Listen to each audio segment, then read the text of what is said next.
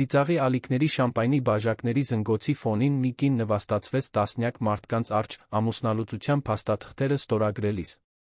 Նրանցից ոչ ոք չէր էլ պատկերացնում, որ մի քանի օր անց նա կդառնար այն ամենի տիրուհին, ինչը փորձում էին իրենից խլել։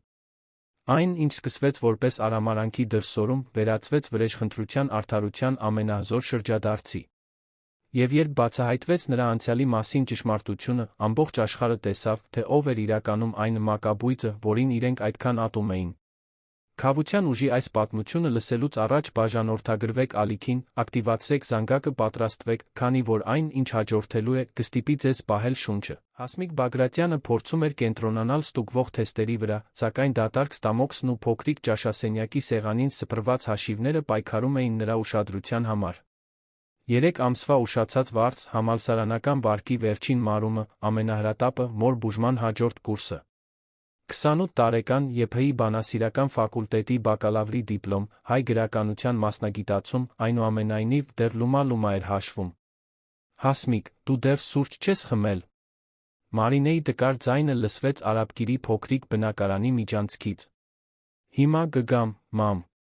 Մի քանի շարադրություն եմ վերջացնում, ստեց նա, արագ հավաքելով հաշիվները։ Մայրը կարիք չուներ այդ լրացուցիչ բեռի։ Մարինեի ցրված սկլերոզը ախտորոշվել էր 5 տարի առաջ, այդ օրվանից Հասմիկի կյանքը վերածվել էր ամենօրյա պայքարի։ Պետական դպրոցի ուսուցչուհի աշխատավարձը հազիվ էր բավականացնում վարձի համար, իսկ դասերից հետո տրվող մասնավոր դասերը գնալով սակավանում էին։ Առողջապահական ապահովագրությունը մերժել էր փորձարարական բուժման ծախսերը ծածկել, որը խոստումնալից արդյունքներ էր ցույց տալիս, այն որակելով որպես բավարար գիտական ապացույցներ չունեցող։ Հեռախոսը թրթռաց։ Անին էր, նրա լավագույն ընկերուհին համալսարանական տարիներից։ Հաս, քեզ համար մի հնարավորություն է առաջացել։ Մասնավոր դաս դեռահաս աղջկա համար, շաբաթական 3 անգամ։ Հարուստ ընտանիք է, շատ լավ են վճարում։ Հասմիկի սիրտը թրթռաց։ Որտեղ է։ Մելիքյանների առանձնատունը, Վահագնի թաղամասում։ Աղջիկը Ռուբեն Մելիքյանի զարմուհին է, գիտես ով է։ Հասմիկը կուլ տվեց։ Ով չգիտեր Մելիքյանների անունը, որոնք երկրի խոշորագույն բիզնես խմբերից մեկի սեփականատերերն էին։ Գործարար ամսագրերը միշտ լի էին Ռուբենի դեմքով, ժառանգորդի, որը ստանձնել էր ղեկը հոր մասնակի հեռանալուց հետո։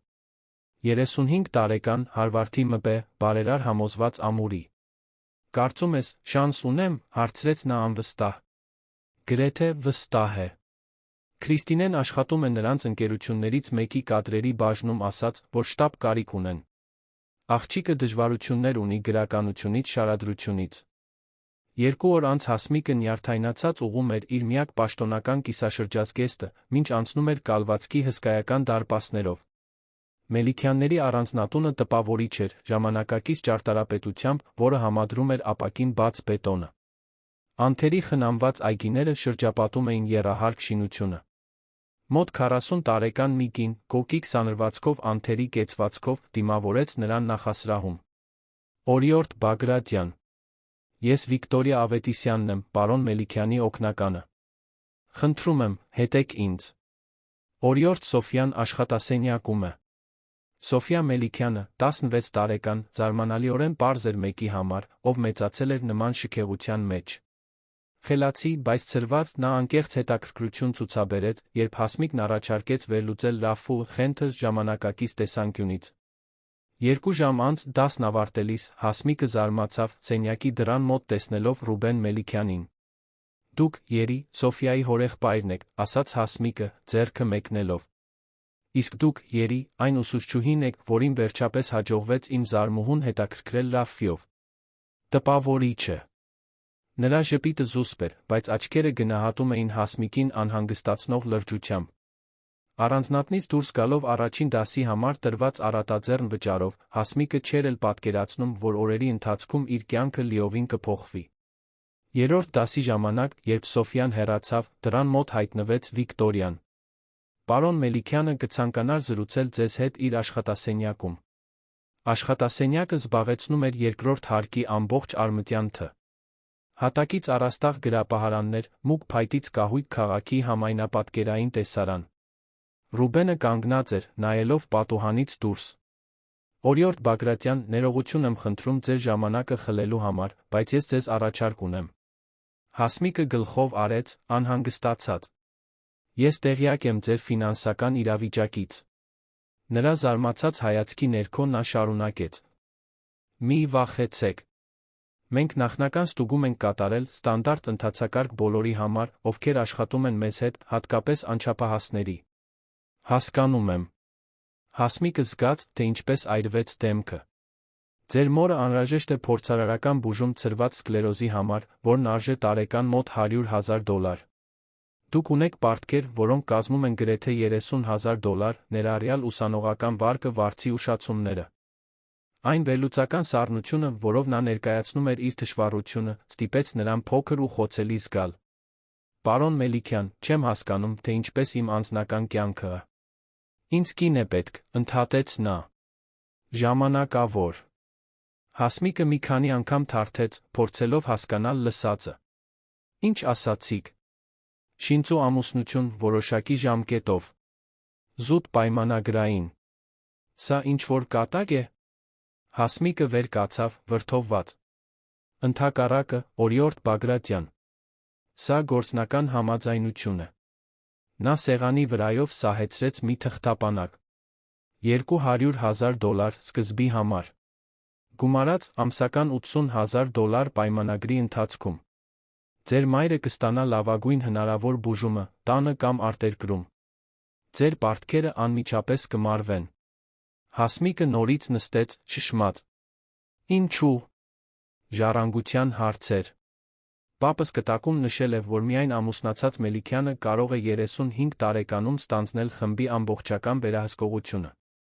Հակառակ դեպքում, ընտանեկան խորհուրդը կբաժանի որոշում կայացնելու իրավունքը։ Իսկ դուք չեք ուզում բաժանել իշխանությունը, եզրակացրեց Հասմիկը։ Ոչ այն դեպքում, երբ խորհրդի կեսը համակրում է մեր մրցակիցներին։ Ինձ կին է պետք 1 տարով, առավելագույնը։ Դրանից հետո, անաղմուկ ամուսնալուծություն, դուք կշարունակեք ձեր կյանքը, ֆինանսապես ապահովված։ Ինչու՞։ Ես։ Պետք է որ լինեն ձեր սոցիալական շրջապատին ավելի հարմար կանայք։ Հենց դրա համար։ Ինձ պետք է մեկը, ով դուրս է այդ շրջանակից, առանց կապերի մրցակից ընտանիքների հետ։ Մեկը, ով բավականաչափ խելացի է լուրջ սխալներ չանելու համար, բայց բավականաչափ անփորձ այս աշխարհում սեփական ամբիցիաներ չունենալու համար։ Բացի այդ, ձեր ֆինանսական կարիքը երաշխավորում է գաղտնիությունը։ Նրա դաժան անկեղծությունը վիրավորեց նրան, բայց Հասմիկը ցույց չտվեց։ Եվ ինչ պետք է անեմ ես։ Ապրել այստեղ։ Ինձ հետ ներկա գտնվել հասարակական միջոցառումներին։ Հետել խնամքով պլանավորված հանրային ելույթների սցենարին։ Հիմնականում 1 տարի ծացնել, թե իմ սիրահարված կինն եք։ Ձեզ հետ քնելը փաթեթի մեջ է, հարցրեց Հասմիկը խայթոցով։ Ռուբենի դեմքն անսասան մնաց։ Ոչ։ Դուք կունենաք ձեր սեփական ննջասենյակը։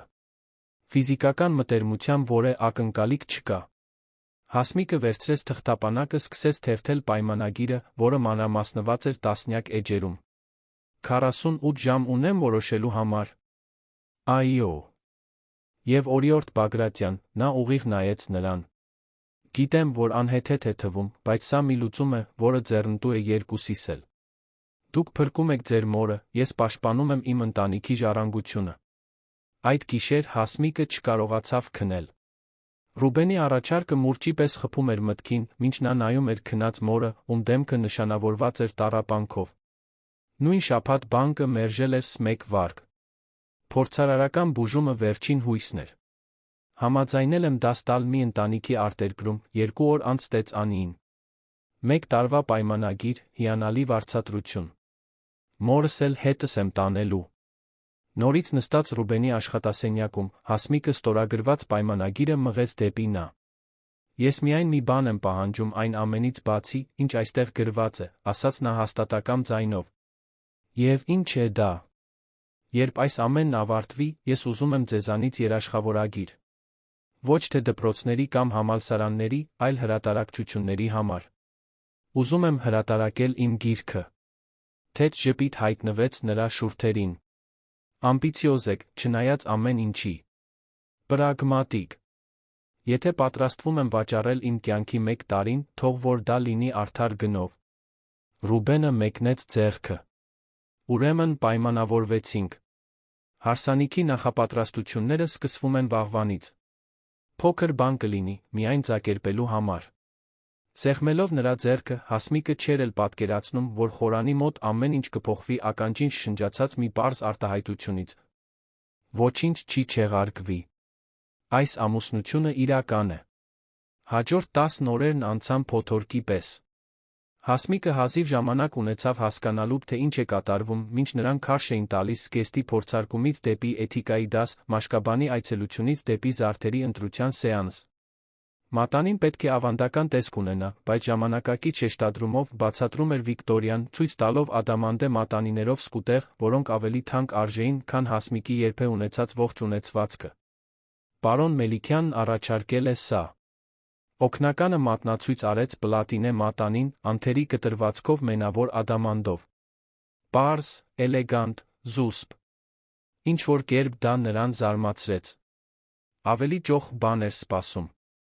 Իսկ ձեր մայրն արդեն տեղավորվել է շվեյցարական կլինիկայում։ Բժիշկները սկսել են գնահատումը նոր բուժման համար, շարունակեց Վիկտորիան, ստուգելով պլանշետը։ Պարոն Մելիքյանը ամեն ինչ կազմակերպել է խոստացվածի պես։ Հասմիկը գլխով արեց, զգալով երախտագիտության մեղքի զգացումի խառնուրդ։ Խոստացված գումարն արդեն փոխանցվել էր, պարտքերը մարվել, մայրը ստանում էր լավագույն հնարավոր բուժումը։ Գինը ընդամենը 1 տարվա ազատությունն էր։ 1 տարի ծածնել, թե սիրահարված կինն ես մի մարդու, որին հազիվ ես ճանաչում։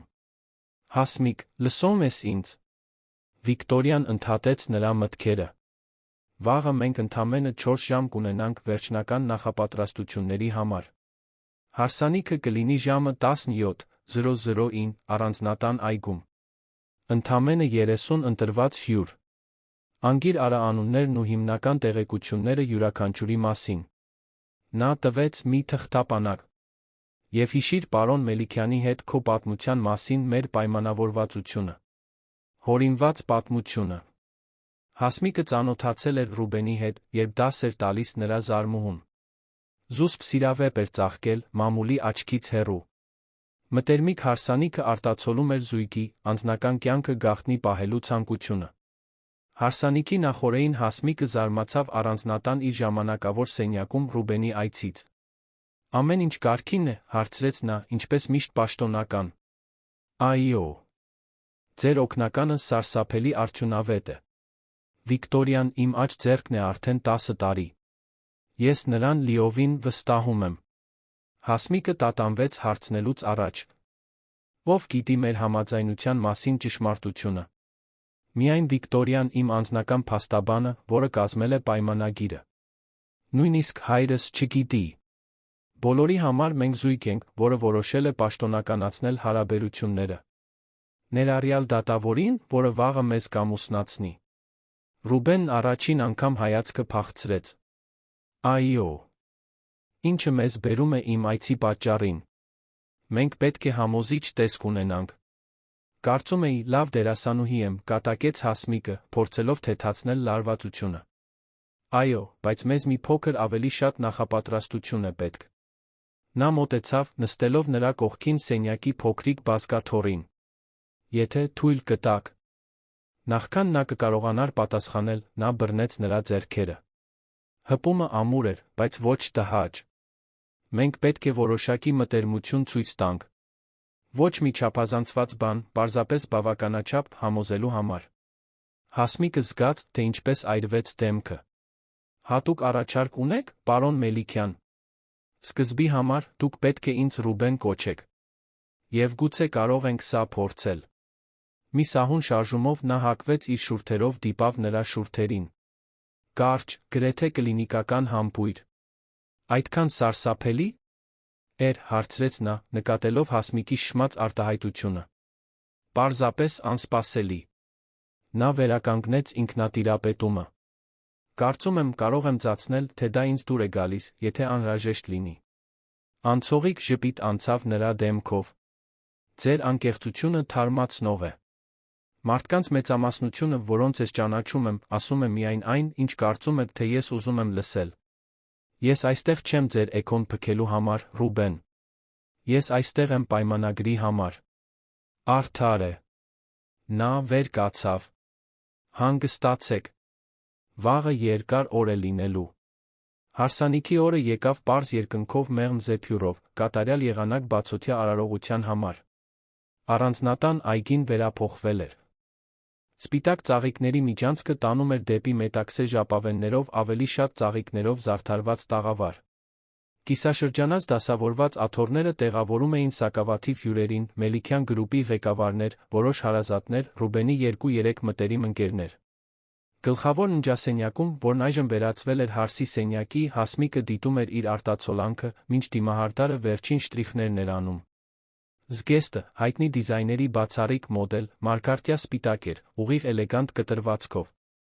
Ոչ մի ճոխ բան, բայց անվիճելիորեն նրբաճաշակ։ Գեղեցիկ եք, ասաց Վիկտորիան, մտնելով սենյակ։ Պարոն Մելիքյանը տպավորված կլինի։ Դա կարո՞ր է։ Հասմիկը չկարողացավ զսպել հեգնանքը։ Ավելի, քան պատկերացնում եք։ Երջանկության տեսքը վճռորոշ է։ Վիկտորիան մոտեցավ, խոսելով ավելի ցածր։ Լսել եք Ալեքսանյանների մասին։ Հասմիկը կնճռոտեց ճակատը։ Կարծեմ, ինչ-որ բան կարդացել եմ նրանց մասին։ Մելիքյանների մրցակիցներն են։ Ավելին։ Պատմական հակառակորդներ։ Եվ նրանք այսօր կհետեն յուրաքանչյուր մանրուքի, իրենց լրտեսների միջոցով։ Էական է, որ մենք անկեղծորեն սիրահարված զույգի տեսք ունենանք։ Երաժշտությունը սկսեց հնչել այգում։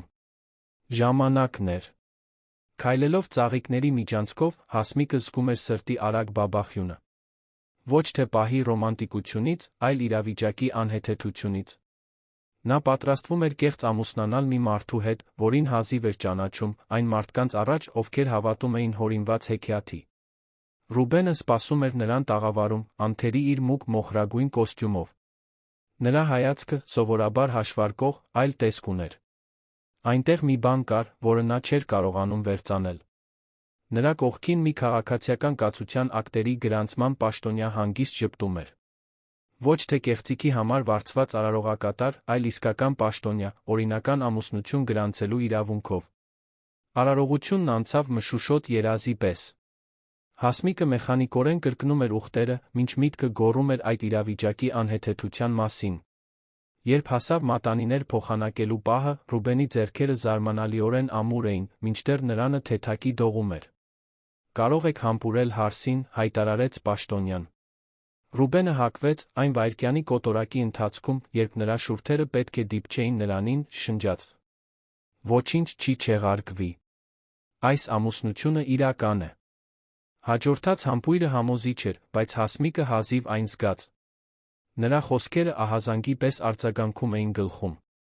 Իրական։ Ինչպես թե իրական։ Հյուրերի զուսպ ծափահարությունները նրան վերադարձրին իրականություն, մինչ նրանք հետ էին քայլում ծաղիկների միջանցքով, այժմ որպես ամուսին կին։ Փոքրիկ ընդունելությունը, որը հաջորդեց առանձնատան գլխավոր սրահում, նրա դերասանական ունակությունների փորձություն էր։ Հասմիկը ժպտում էր, շնորհակալություն հայտնում շնորհավորանքների համար, բռնում Ռուբենի ձեռքը, կարծես իսկապես սիրահարված զույգ լինեին։ Բայց ներսում եռում էր զայրույթից, շփոթությունից։ Այնքան ուրախ եմ, որ Ռուբենը վերջապես մեկին գտավ, մեկնաբանեց մի էլեգանտ տիկին, որը ներկայացավ որպես Ռուբենի մորաքույր։ Նա միշտ այնքան փակ էր, այնքան նվիրված գործերին։ Դուք պետք է շատ առանձնահատուկ լինեք, որ նրան գերել եք։ Իրականում նա ինձ գերեց, ավտոմատ պատասխանեց Հասմիկը, կրկնելով սովորած խոսքը։ Զգաց, թե ինչպես Ռուբենի ձեռքը թեթակի սեղմեց իրենը, ի նշան հավանության։ Երբ վերջին հյուրը վերջապես հեռացավ, Հասմիկը սպասեց միայն այնքան, որքան անհրաժեշտ էր աշխատակիցների հեռանալու համար, նախքան Ռուբենի հետ առերեսվելը աշխատասենյակում։ Ինչ նկատի ունեիք, ասելով, այս ամուսնությունը իրական է։ Նրա ձայնը դողում էր զսպված զայրույթից։ Ռուբենը մի բաժակ խմիչք լցրեց իր համար, նախքան պատասխանելը։ Հենց այն, ինչ ասացի։ Մեր ամուսնությունը ոչ միայն ներկայացում է ընտրված հյուրերի համար։ Այն օրինական է, պաշտոնական։ Դա պայմանագրում չկար։ Ես համաձայնել էի Շինծու ամուսնության, ոչ թե իրական ամուսնության։ Վերջին պահին որոշ ճշգրտումներ եղան։ Ճշգրտումներ։ Հասմիկը չէր հավատում։ Առանց ինձ հետ խորհրդակցելու համաձայնության հիմնարար պայմանները փոխելը շատ ավելին է, քան ճշգրտումները։ Ռուբենը հանգիստ մնաց։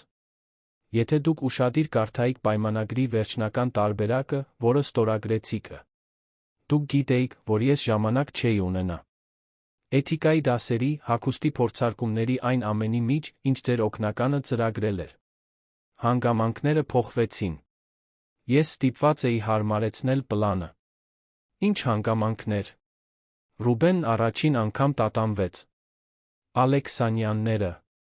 Նրանք բացահայտել էին մեր սկզբնական պայմանավորվածությունը։ Ես պետք է այն անվիճելի դարձնեի։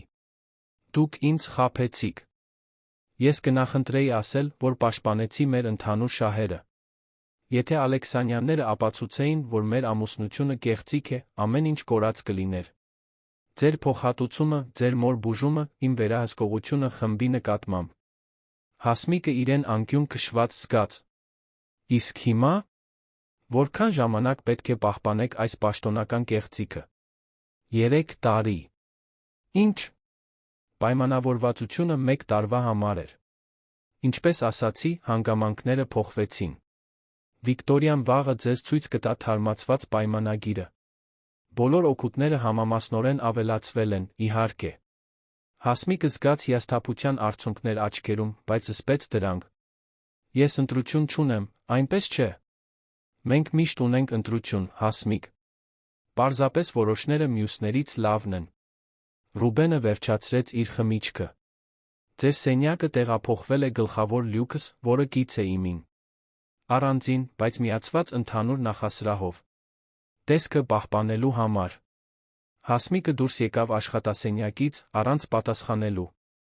Շքեղ լյուքսում, որն այժմ պետք է լիներ իր տունը հաջորդ 3 տարիների ընթացքում, նա վերջապես թույլ տվեց իրեն լաց լինել։ Զայրույթից, հիասթափությունից, բայց հիմնականում վախից։ Նա օրինականորեն ամուսնացած էր մի մարդու հետ, որը հենց նոր ապացուցեց, որ խիղճ չունի իրեն շահարկելու, իր ուզածին հասնելու համար։ Այդ գիշեր, նայելով պատուհանից Մելիքյանների առանձնատան անթերի այգիներին, Հասմիկը խոստում տվեց ինքն իրեն։ Նա կդիմանա այս 3 տարիներին, կխնամի մորը կգտնի խաղը շրջելու միջոց։ Ռուբեն Մելիքյանը կարող էր իրեն 1 անգամ խաբել, բայց դա այլևս չէր կրկնվի։ Պարտքերի մեջ խրված ուսուցչուհին մահացել էր այդ խորանի մոտ։ Նրա փոխարեն ծնվել էր մի կին, վճռական տիրապետելու այս նոր վտանգավոր խաղի կանոններին, որի մեջ նրան ստիպել էին մտնել։ Հարսանիքի հաջորդ առավոտ Հասմիկն արթնացավ շփոթված։ Մի պահ պատկերացրեց, որ ամեն ինչ ընդամենը բարդ երազ էր, հարսանիքը, դավաճանությունը, փոփոխված պայմանագիրը։ Բայց թագավորական մահճակալի վարագույրները գլխավոր լյուքսի պաստելային երանգներով պատերը հաստատեցին նրա նոր իրականությունը։ Դրան զուսպ թակոցը ազդարարեց Վիկտորիայի ժամանումը, որը, ինչպես միշտ, անթերի էր իր կանացի կոստյումով։ Բարի լույս, տիկին Մելիքյան։ Հուսով եմ, լավ եք քնել։ Խնդրում եմ, ինձ այդպես մի կոչեք, պատասխանեց Հասմիկը, դեռ գիշերանոցով։ Առանձին կարող եմ ձեզ Հասմիկ կոչել։ Հանրության մեջ դուք միշտ կլինեք տիկին Մելիքյան։ Վիկտորիան թղթապանակը դրեց սուրճի սեղանին։ Թարմացված պայմանագիրը, ինչպես խոստացել էր պարոն Մելիքյանը։ Հասմիկը վերցրեց թղթապանակը, առանց բացելու։ Որտեղ է նա։ Պարոն Մելիքյանը վաղ է դուրս եկել ներդրողների հետ հանդիպման։ Խնդրեց տեղեկացնել, որ այս երեկո կունենանք մեր առաջին հասարակական միջոցառումը որպես զույգ։ Բարեգործական ընթրիք Ալեքսանդր հյուրանոցում։ Իսկ եթե ես հրաժարվեմ գնալ։ Վիկտորիայի հայացքը նրբորեն խստացավ։ Հասմիկ, հասկանում եմ ձեր հիասթափությունը։ Բայց խորհուրդ կտայի ուշադիր կարդալ պայմանագիրը, որը իմպուլսիվ որոշում կայացնելուց առաջ։ Կարող եմ երաշխավորել, որ չնայած պայմանների փոփոխություններին, ձեր մոր համար նախատեսված օգուտները զգալիորեն ընդլայնվել են։ Հասմիկը բացեց թղթապանակը։ Հենց առաջին էջերից թվերն աչքի էին զարնում։ Ամսական գումարը եռապատկվել էր։ Մոր բուժումն այժմ ներառում էր ոչ միայն փորձարարական թերապիան, այլ 5 տարվա հետագա հսկողության վերականգնողական պլան։ Պայմանագրի ավարտին Հասմիկը կստանար սեփականություն Երանի կենտրոնի թաղամասերից մեկում, ինչպես նա ներդրումային ֆոնդ, որի եկամուտները կապահովեին նրա ֆինանսական անկախությունը ողջ կյանքի ընթացքում։ Նա գնում է իմ հնազանդությունը, մրմնջաց նա։ Նա երաշխավորում է, որ ձեր համագործակցությունը պատշաճ կերպով կպարգատրվի, ուղղեց Վիկտորիան։ Եվ մի սխալվեք, Հասմիկ։ Պարոն Մելիքյանը ձեզ չի ընտրել միայն հարմարավետության համար։ Նա կարող էր ընտրել տասնյակ հավասարապես կարիքավոր զուսպ թեկնածուների։ Ապա ինչու։ Ինձ։ Խելք։ Ազնվություն։ Եվ մի որոշակի իսկություն, որը հազվադեպ է հանդիպում այն շրջանակներում, որտեղ նա շարժվում է։ Վիկտորիան նայեց իր ժամացույցին։ Այժմ, եթե թույլ կտաք, մենք այսօր խիտ գրաֆիկ ունենք։ Ձեր սոցիալական վարքագծի դասը սկսվում է 30 րոպեից, որին կհաջորդի ճաշը անձնական ոճաբանի հետ, ով կընտրի ձեր զգեստապահարանը առաջիկա միջոցառումների համար։ Հաջորդ շաբաթները ինտենսիվ ընկղմում էին գերհարուստների աշխարհ։ Հասմիկը սովորեց տարբերել դանակ պատառաքաղները պաշտոնական ընթրիքների ժամանակ, պահպանել քաղաքավարի զրույցներ այն թեմաների շուրջ, որոնց մասին հազիվ էր տեղյակ, ճանաչել հազվագյուտ գինիներ, արվեստի արժեքավոր գործեր։ Յուրաքանչյուր նոր հմտություն փոքրիկ հաղթանակ էր գոյատման իր լուռ պլանում։ Ռուբենը մնում էր հեռու, բայց կոռեկտ։ Նրանք միասին էին ընթրում, երբ նա ճանապարհորդության մեջ չէր, ձեռք ձեռքի տված ներկա էին գտնվում հասարակական միջոցառումներին, երբեմն փոխանակում էին կարճ համբույրներ, տեսքը պահպանելու համար։ Հանրության մեջ նրա հետ վարվում էր այնպիսի հարգանքով, որը գրեթե անկեղծ էր թվում։ Առանձին նրանք սահմանափակվում էին գործնական զրույցներով սոցիալական օրակարգի տան հարցերի շուրջ։ Մի առանձնապես շոգ օր Հասմիկը ուսումնասիրում էր առանձնատան գրադարանը, մի տպավորիչ սրահ, երկու հարկանի գրապահարաններով, որոնք լի էին հազվագյուտ գրքերով, առաջին հրատարակություններով։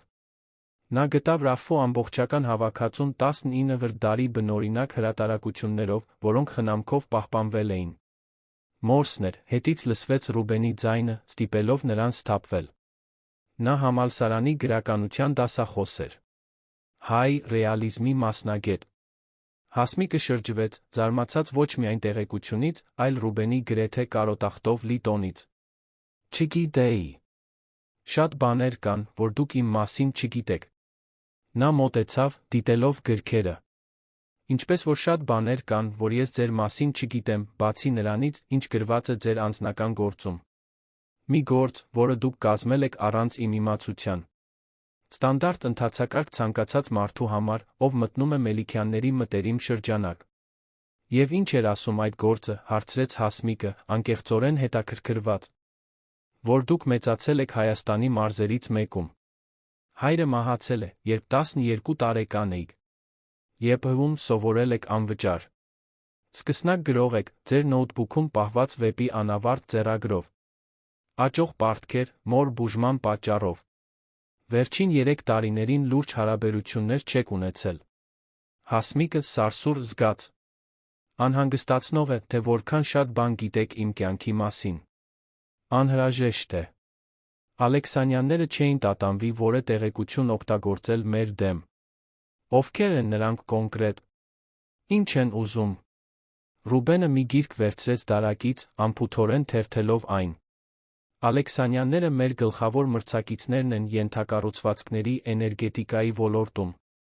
Էդուարդ Ալեքսանյանը, պատրիարքը, գրեթե 2 տասնամյակ է, փորձում է ձեռք բերել Մելիքյան գրուպի վերահսկողությունը։ Հակառակորդությունը սկսվել է մեր պապերից սրվել յուրաքանչյուր սերնդի հետ։ Եվ մեր ամուսնությունը խանգարում է նրանց հասնել դրան։ Խանգարում է, որ նրանք բաժնետիրական վերահսկողություն ձեռք բերեն ընտանեկան խորհրդի միջոցով։ Պաշտոնական ամուսնությամբ ես ստանում եմ լրացուցիչ ձայներ, որոնք պապս վերապահել էր ամուսնացած Մելիքյանի համար։ Դա ինձ մեծամասնություն է տալիս ռազմավարական որոշումներում։ Դրա համար էր անհրաժեշտ, որ ամուսնությունը լիներ իսկական, ոչ թե միայն տեսքի համար։ Ճիշտ այդպես։ Եվ դրա համար մենք պետք է լինենք բացարձակապես համոզիչ։ Նա փակեց գիրքը։ Այս երեկո մենք կունենանք մեր առաջին մեծ փորձությունը։ Հայաստանի գործարար հիմնադրամի ամենամյա պարահանդեսը։ Ալեքսանյանները այնտեղ կլինեն, հետելով մեր յուրաքանչյուր շարժմանը։ Հասմիկը ծանրություն զգաց ստամոքսում։ Իսկ եթե ձախողվենք փորձության մեջ, չենք ձախողվի։ Ռուբենը նրան նայեց լրջությամբ։ Դուք ավելի ընդունակ եք, քան պատկերացնում եք, Հասմիկ։ Ես հետել եմ, թե ինչպես եք յուրացրել այն ամենը, ինչ Վիկտորիան սովորեցրել է։ Թե ինչպես եք ռեկորդային ժամանակում հարմարվել այս աշխարհին։ Անսպասելի գովասանքը նրան մի պահ անխոս թողեց։ Այդ երեկո, պատրաստվելով պարահանդեսին, Հասմիկը զգում էր անհանգստության վճռականության խառնուրդ։ Երկար մուգ կապույտ զգեստը, որը հատուկ կարվել էր նրա համար, ընդգծում էր նրա զուսպ կազմվածքը։ Շափյուղյա ականջողերը, Ռուբենի հարսանեկան նվերը, լրացնում էին նրբաճաշակ տեսքը։ Հիասքանչ տեսք ունես, ասաց Ռուբենը, տեսնելով նրան աստիճաններով իջնելիս։ Առաջին անգամ նրա հայացքում կարծես անկեղծություն կար։ Շնորհակալ եմ։ Դուք էլ ներկայանալի տեսք ունեք, պատասխանեց նա թեթ ժպիտով, առաջինը, որը նրանք կիսել էին հարսանիքից հետո։ Արմենիա Մարիոթ հյուրանոցի պարահանդեսի սրահում հայ հասարակության սերուցքը շրջում էր շամպայնի բաժակների հաշվարկված զրույցների միջ։ Հասմիկը նկատեց հետաքրքրասեր հայացքները, հենց որ նրանք մտան, Մելիքյան զույգը սեզոնի նորություններ։ Ռուբեն, վերջապես ծանոթացանք քո խորհրդավոր կնոջ հետ։ Միջին տարիքի մի տղամարդ մոտեցավ, էլեգանտ կնոջ ուղեկցությամբ։ Դիանան անմխիթար էր, որ բաց էր թողել հարսանիքը։ Միքայել, Դիանա, սա Հասմիկն է։ Ռուբենը թեթակի դրեց ձեռքը նրա գոտկատեղին։ Հասմիկ, Միքայելը մեր ֆինանսական տնօրենն է վաղեմի ընկերը։ Հասմիկը ժպտաց, հիշելով Վիկտորիայի հրահանգները։ Պահպանել տեսողական կոնտակտ, ժպտալ զուսպ, պատասխանել հարցերին, առանց շատ բան բացահայտելու։ Ուրեմն, Հասմիկ, Ռուբենը մեզ պատմեց, որ դուք ուսուցչուհի եք։ Ինչպես եք ծանոթացել, հարցրեց Դիանան, վատ թաքցրած հետաքրքրասիրությամբ։ Իմ զարմուհուն դաս տալիս, պատասխանեց Ռուբենը, նախքան Հասմիկը կկարողանար բերանը բացել։ Հասմիկը գրականություն դասավանդելու յուրահատուկ ձու ունի։ Սոֆյան այն ատելուց անցավ այլ թեմայի մասին չխոսելուն։ Եվ դու սիրահարվեցիր ուսուցչուհուն, սադրեց Միքայելը։ Ասենք թե զարմացա, պատասխանեց Ռուբենը, նայելով Հասմիկին այնպես, որ գրեթե համոզեց նրան։ Երեկոն շարունակվեց ծանոթություններով, կարճ զրույցներով, յուրաքանչյուրը նրա կեղծիքը պահպանելու ունակության փորձություն։ Հասմիկը զարմացավ, նկատելով, որ Ռուբենը հստակ գիտեր, թե երբ միջամտել, երբ նա իրեն անվստահ էր զգում, երբ թույլ տալ, որ նա փայլի իր տիրապետած թեմաներում։ Այնտեղ Կամիլա Ալեքսանյանն է, շնջաց Ռուբենը նրա ականջին, զուսպ ցույց տալով մի շլացուցիչ կնոջ, որը հենց նոր էր մտել սրահ։ Անթերիս մազեր, կիպ կարմիր զգեստ զմրուխտե վզնոց, որը գրավում էր բոլոր լույսերը։ Կարծես մեկը պետք է նրան զգուշացնի, որ կարմիրն ու կանաչը միասին մի տեսակ ամանորյա են, մեկնաբանեց Հասմիկը, առանց մտածելու։ Ռուբենը ծիծաղեց, մի անկեղծ ձայն, որը գրավեց մոտակայքում գտնվողների զարմացած հայացքները։ Դուք իսկապես զարմանալի եք, Հասմիկ Մելիքյան։ Ազգանվան օգտագործումը նրան ավելի քիչ անհանգստացրեց, քան սպասում էր։ Կամիլան մոտեցավ, երկու կոստյումով տղամարդկանց ուղեկցությամբ, որոնք ավելի շատ թիկնապահների էին նման։ Ռուբեն, ինչպիսի անակնկալ է քեզ այստեղ հանդիպելը։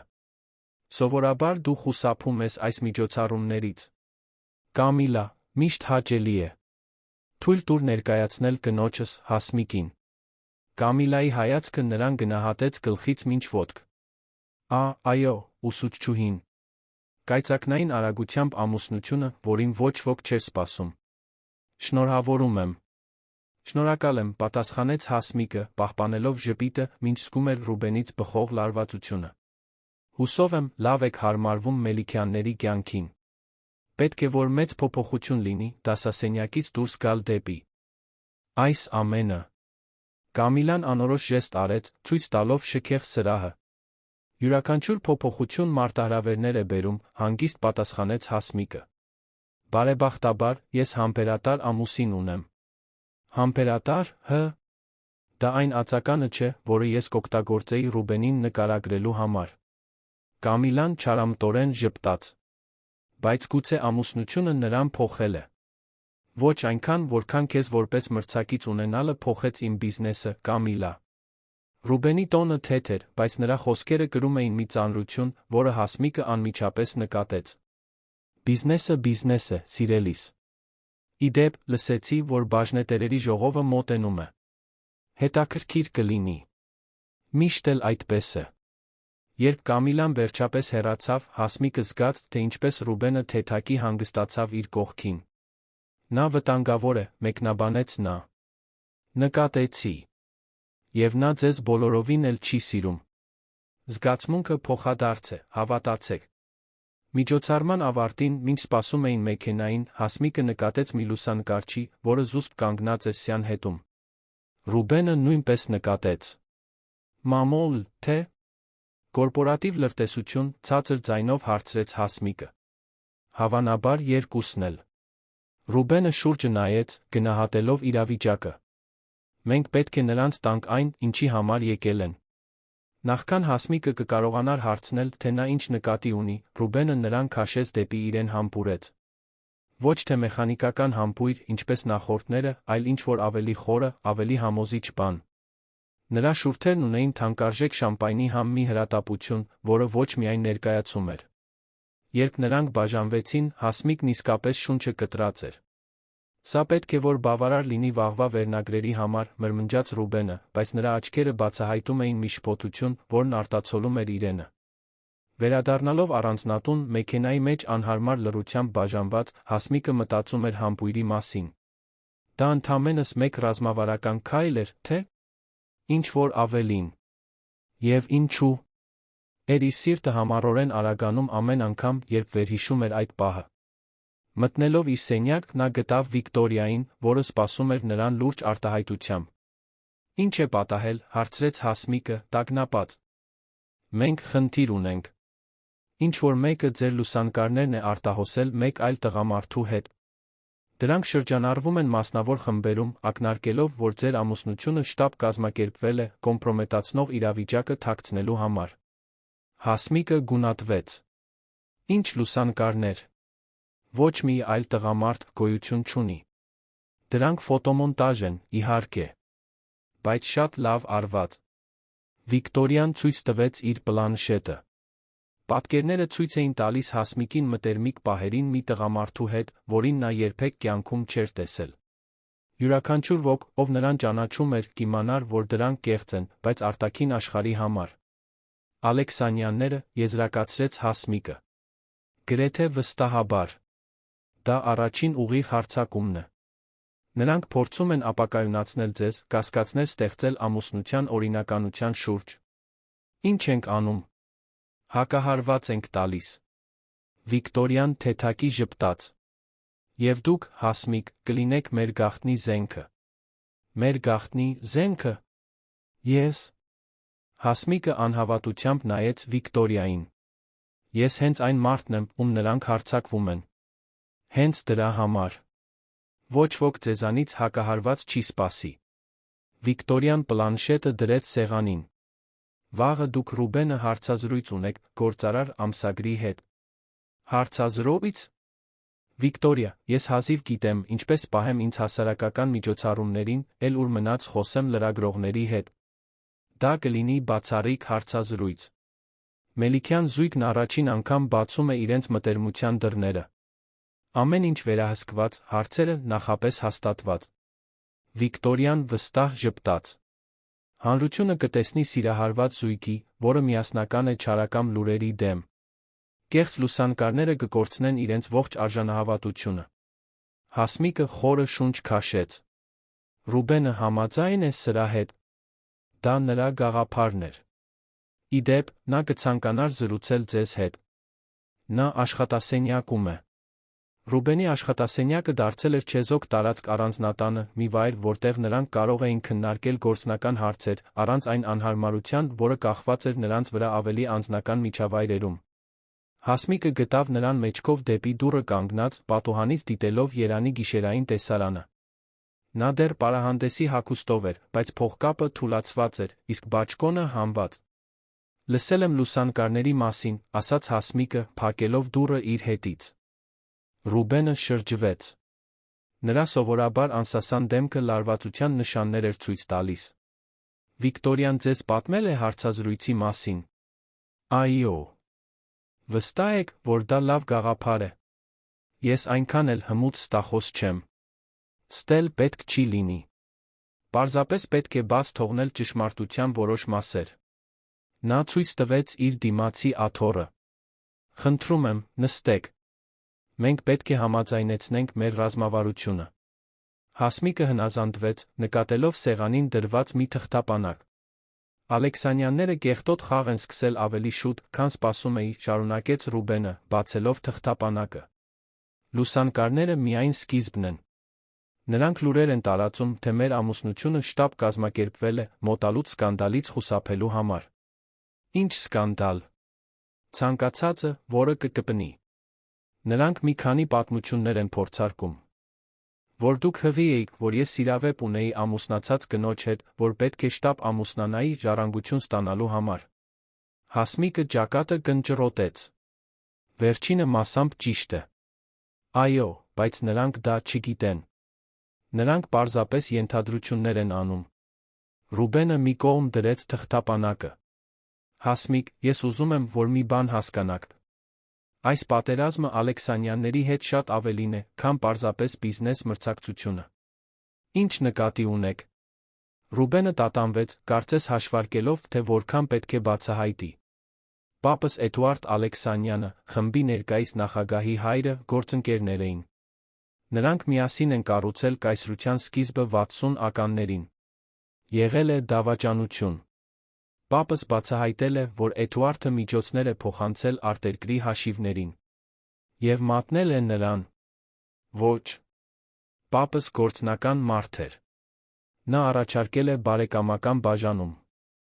Մելիքյանները կպահպանեին գործունեությունը Հայաստանում, Ալեքսանյանները՝ միջազգային բիզնեսը։ Արդար է թվում։ Այդպես կլիներ, եթե Էդուարդը կատարեր իր մասը։ Բայց հենց որ հաստատվեց արտերկրում, սկսեց սաբոտաժի ենթարկել մեր գործունեությունը, օգտագործել ներքին տեղեկատվությունը մեզ վնասելու համար։ Երբ պապս մահացավ, պատերազմը սրվեց։ Հասմիկը յուրացրեց տեղեկությունը։ Ուրեմն սա ոչ միայն շուկայի համար պայքար է։ Սա անձնական վրեժխնդրություն է, որը ձգվում է սերունդներ շարունակ։ Եվ հիմա, երբ պապիս կտակի կետը ակտիվացել է մեր ամուսնության շնորհիվ, նրանք կորցրել են վերահսկողությունը ստանձնելու կարևոր հնարավորություն։ Դրա համար են մեզ ուղղակիորեն հարձակվում։ Ճիշտ այդպես։ Ռուբենը վեր կացավ, մի բաժին վիսկի լցնելով իր համար։ Կխմեք։ Հասմիկը բացասական գլխով արեց։ Պետք է միտքս պարզ պահեմ այս ամենը յուրացնելու համար։ Նա թեթակի ժպտաց։ Խելամիտ է։ Դա այն որակներից է, որը ես ձեզ մոտ նկատել եմ։ Իրական ամուսնության մեջ ինձ ստիպելուց առաջ, թե հետո։ Մեկնաբանությունը ավելի խայթով ստացվեց, քան նա մտադրվել էր։ Ռուբենը հոգոց հանեց, նորից նստելով։ Արժանի եմ դրան։ Բայց ուզում եմ, որ իմանաք, որ ես ընտրություն չունեի։ Եթե մեր ամուսնությունը օրինականորեն վավեր չլիներ, Ալեքսանյանները մի ճեղք կգտնեին։ Չէի կարող ռիսկի դիմել։ Այնուամենայնիվ, պետք է ինձ հետ խորհրդակցեիք։ Իսկ դուք կհամաձայնեիք։ Հասմիկը տատանվեց։ Հավանաբար, ոչ։ Ոչ ներկայիս պայմաններով։ Ճիշտ այդպես։ Եվ ձեր մայրը կշարունակեր մնալ առանց պատշաճ բուժման։ Մոր մասին հիշատակումը լռեցրեց Հասմիկի ցանկացած հնարավոր պատասխան։ Դա ցածր, բայց արդյունավետ հարված էր։ Իդեպ, նա ինչպես է, հարցրեց Ռուբենը ավելի մեղմ տոնով։ Լավ։ Բժիշկները լավատես են նոր բուժման արձագանքի վերաբերյալ։ Ուրախ եմ։ Անհարմար լռություն ընկավ նրանց միջ։ Հարցազրույցի մասին վերսկսեց Հասմիկը, պրագմատիկ։ Ինչ է կոնկրետ ակնկալում, որ ես ասեմ։ Ճշմարտությունը, որքան հնարավոր է։ Ինչպես ենք ծանոթացել, Սոֆիային դաս տալիս։ Որքան անսպասելի էր դա ձեզ համար։ Ձեր ակադեմիական անցյալը, ձեր գրական հետաքրքրությունները։ Իսկ մեր հարաբերությունների մասին։ Կարող ենք ասել, որ դա զուսպ սիրավեպ էր, որը մենք նախընտրում էինք հեռու պահել ուշադրության կենտրոնից։ Որ մտերմիկ հարսանիքը մեր անձնական ընտրությունն էր, ոչ թե շտապողական որոշում։ Հասմիկը դանդաղ գլխով արեց։ Իսկ այն համբույրը պարահանդեսի վերջում։ Դա նույնպես պարզապես ռազմավարություն էր։ Հարցը Ռուբենին անակնկալի բերեց։ Մի պահ նրա վերահսկողության դիմակը սահեց։ Դա անհրաժեշտ էր պահի համար։ Հասկանում եմ։ Հասմիկը վեր կացավ։ Եթե վերջ, ես կհեռանամ։ Վաղը երկար օր է լինելու։ Հասմիկ, կանչեց Ռուբենը, երբ նա արդեն դռան մոտ էր։ Եվս մի բան կա, որ պետք է իմանաք։ Վաղը, հարցազրույցից հետո, մենք ճաշ ունենք հորս հետ։ Հասմիկը կանգ առավ, լարված։ Ձեր հոր։ Կարծում էի, նա Եվրոպայում է։ Այդպես էր։ Վերադարձավ, հենց որ իմացավ լուսանկարների արտահոսքի մասին։ Ռուբենը անհարմար տեսք ուներ։ Գրիգոր Մելիքյանը բարդ կերպար է։ Նա պաշտոնապես հեռացել է խմբի նախագահի պաշտոնից 3 տարի առաջ, բայց դեռ հսկայական ազդեցություն ունի։ Եվ չափազանց պաշտպանողական է ընտանեկան ժառանգության հանդեպ։ Նա գիտի, որ մեր ամուսնությունը համաձայնություն է։ Ոչ։ Եվ պետք է այդպես էլ մնա։ Սարսուռ անցավ Հասմիկի ողնաշարով։ Նա չի հավատա։ Կհավատա, եթե մենք համոզիչ լինենք։ Գրիգորը խորաթափանց է, բայց նա մի մարդ է, որը հավատում է սիրո ուժին, որքան էլ դա հեգնական հնչի։ Իսկ եթե նա բացահայտի ճշմարտությունը, չեք ուզենա իմանալ։ Հաջորդ առավոտ Հասմիկին արթնացրեց Վիկտորիան, բերելով նախաճաշի սկուտեղ մանրամասն գրաֆիկ։ Ամսագրի թիմը կժամանի 2 ժամից։ Դուք կունենաք գեղեցկության ամբողջական սեանս, մազեր, դիմահարդարում, մատնահարդարում։ Ոճաբանն արդեն առանձնացրել է հագուստի 3 տարբերակ հարցազրույցի համար S2-ը, պարոն Գրիգորի հետ ճաշի համար։ Հասմիկը մի կտոր հաց գծեց, առանց ախորժակի։ Որը խորհուրդ ունեք Մելիքյան պատրիարքի հետ վարվելու համար։ Վիկտորիան տատանվեց, ինչը անսովոր էր։ Պարոն Գրիգորը անկանխատեսելի է։ Հանճարեղ է բիզնեսում, բայց բնավորությամբ փոփոխական։ Կորցրել է կնոջը 15 տարի առաջ, դրանից հետո այլս նույնը չի եղել։ Ռուբենը նրա միակ որդին է։ Դա ինձ չի հանգստացնում։ Մտադրությունս դա չէր։ Պարզապես պատրաստ եղեք։ Վիկտորիան ստուգեց իր պլանշետը։ Նա ատում է չափազանցված պաշտոնականությունները։ Սիրում է իսկական մարդկանց։ Գոնե այդ հարցում ես առավելություն ունեմ։ Հարցազրույցը տեղի ունեցավ առանձնատան ձմեռային այգում, էլեգանտ տարածքում, ապակե պատերով փարթամ բուսականությամբ։ Հասմիկը հագել էր զուսպ բաց կապույտ երանգներով համազգեստ, որը ոճաբանի խոսքով նրբաճաշակ էր, առանց վախեցնող տեսք ունենալու։ Ռուբենը, նրա կողքին բազմոցին, հագել էր բաց գույնի վերնաշապիկ, առանց փողկապի, մի հաշվարկված անփույթ կերպար։ Լրագրողուհին, միջին տարիքի մի կին, խորաթափանց հայացքով, հմտորեն վարեց զրույցը։ Ինչպես խոստացվել էր, հարցերը անվտանգ էին, կենտրոնացած նրանց ծանոթության, ընդհանուր հետաքրքրությունների, ապագայի պլանների վրա։ Հասմիկ, շատերին զարմացրեց զուսպ հարսանիքը։ Դա համատեղ որոշում էր, հարցրեց լրագրողուհին։ Այո, անպայման։ Հասմիկը ժպտաց, հիշելով մտավոր սցենարը։ Մենք երկուսս էլ գնահատում ենք մեր անձնական կյանքը։ Ռուբենը սովոր է ուշադրության կենտրոնում լինելուն, բայց ես նախընտրում եմ ավելի ցածր պրոֆիլ։ Մտերմիկ հարսանիքը ավելի լավ էր արտացոլում մեր անհատականությունը որպես զույգ։ Իսկ ինչպես է ընթանում հարմարվելը Մելիքյանների կյանքին։ Դա մեծ փոփոխություն է ուսուցչուհու համար։ Դա նոր աշխարհ է, անկեղծ պատասխանեց Հասմիկը։ Բայց Ռուբենը աներակայելի համբերատար է եղել։ Նա ձեռքը դրեց նրա ձեռքի վրա, մի սովորած ժեստ, որը զարմանալիորեն բռնի չթված։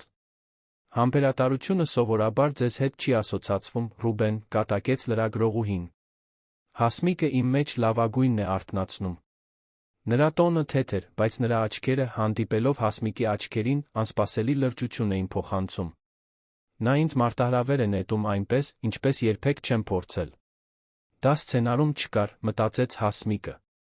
Իսկ ինչ վերաբերում է կոմպրոմետացնող լուսանկարների մասին լուրերին։ Լրագրողուհին վերջապես հասավ ցավոտ կետին։ Կոպիտ կեղծիքներ, հաստատական պատասխանեց Ռուբենը։ Ցավոք, մեր ամուսնությունը անհանգստացրել է որոշ մարդկանց։ Հասմիկը երբեք չի եղել այդ պատկերների տղամարդու հետ։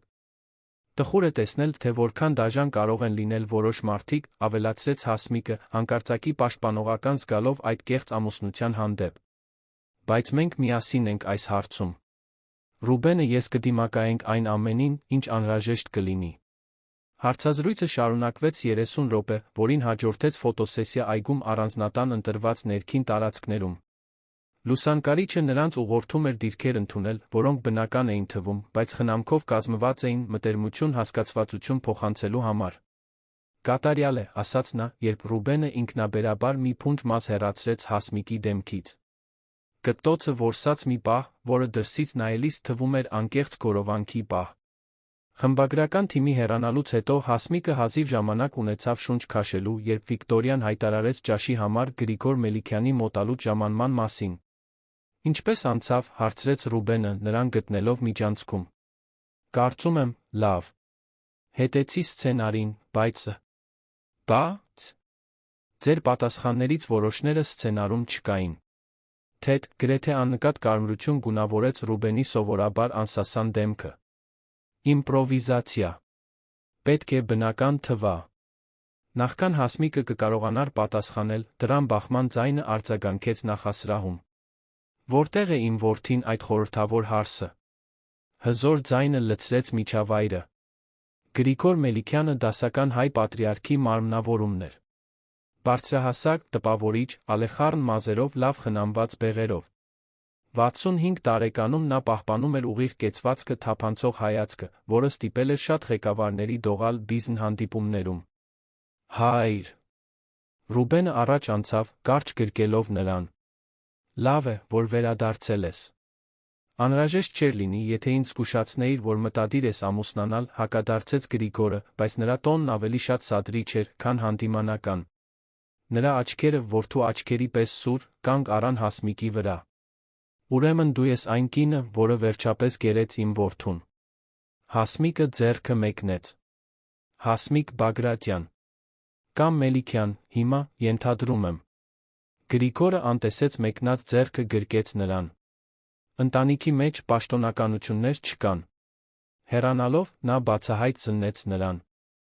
Գեղեցիկ է, բայց ոչ սովորական տիպի։ Խելացի, ինչպես Ռուբենն է պատմել։ Գրականության ուսուցչուհի։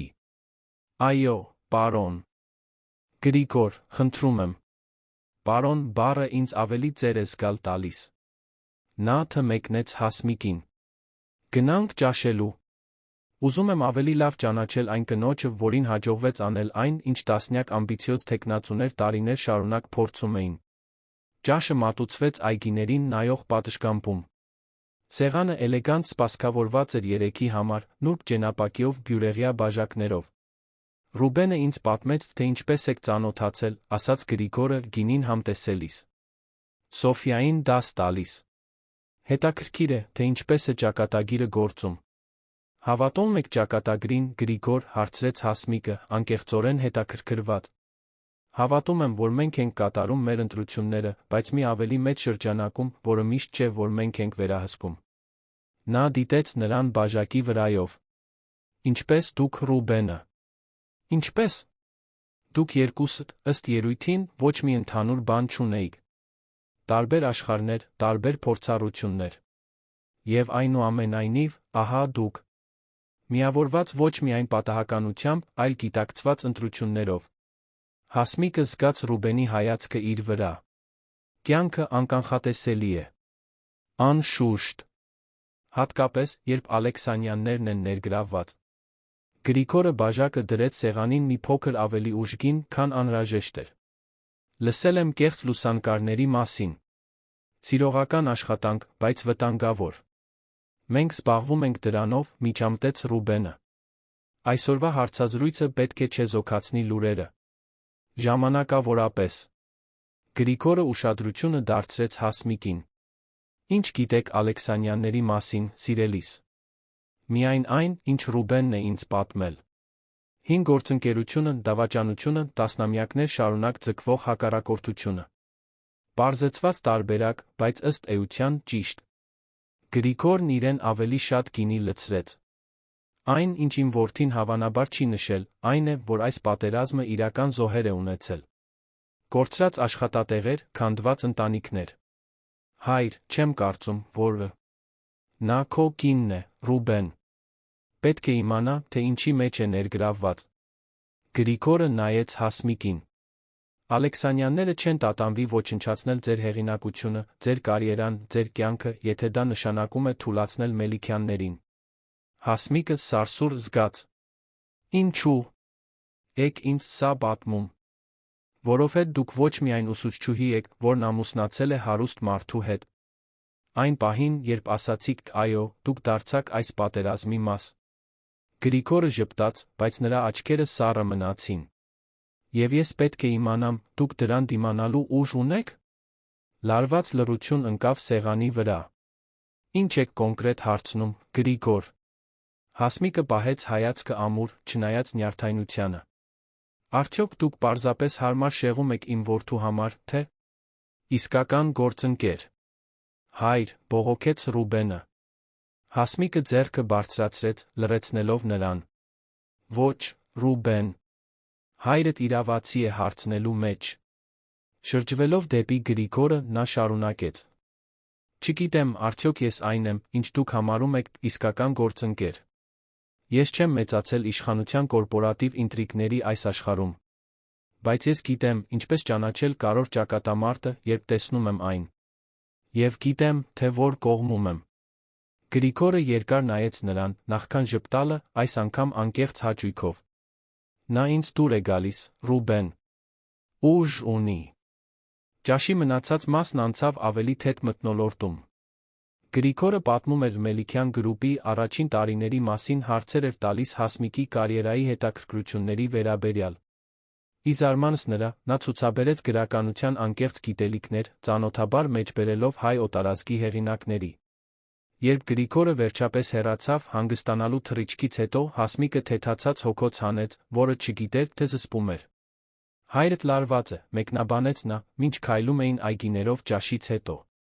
Դու նրան դուր եկար, պատասխանեց Ռուբենը, գրեթե զարմացած հնչելով։ Նա սովորաբար այդքան ընկալունակ չէ ընտանեկան շրջանակում նոր մարդկանց նկատմամբ։ Գուցե որովհետև նա հավատում է, որ մեր ամուսնությունը իրական է։ Ռուբենը կանգ առավ, նայելով նրան։ Հասմիկ, գիտեմ, որ մենք սկսեցինք ոչ սովորական կերպով։ Բայց ուզում եմ, որ իմանաս, որ ես գնահատում եմ, թե ինչպես ես դու այս ամենին վերաբերվում։ Դա այն չէր, ինչ դու սկզբում ստորագրել էիր, այնուամենայնիվ։ Ես շատ ընտրություն չունեմ, այնպես չէ։ Նա առանց ուրախության ժպտաց։ Բոլորս ունենք ընտրություն։ Դու կարող էիր ընդվզել, ամեն ինչ ավելի դժվարացնել։ Փոխարենը, դու խաղում ես խաղը, լավ ես խաղում։ Արագ եմ սովորում։ Նրանք շարունակեցին քայլել լռության մեջ, մինչ հասան մի փոքրիկ դեկորատիվ լճակի, որտեղ կարապները նրբագեղ սահում էին ջրի վրայով։ Ռուբեն, տատանվեց Հասմիկը, անվստահ, թե արդյոք պետք է տա այն հարցը, որն իրեն անհանգստացնում էր։ Հայրդ նշեց իրական զոհերի մասին այս պատերազմում Ալեքսանյանների հետ։ Ինչ նկատի ուներ նա։ Ռուբենի արտահայտությունը խստացավ։ Դա մեկ այլ օրվա պատմություն է։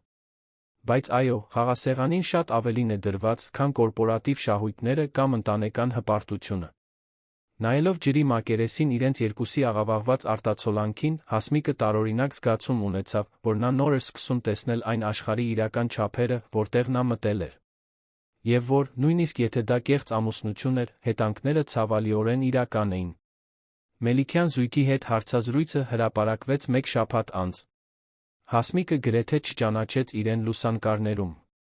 Էլեգանտ, նրբաճաշակ նայում էր Ռուբենին այնպիսի հայացքով, որը թվում էր անկեղծ գորովանք։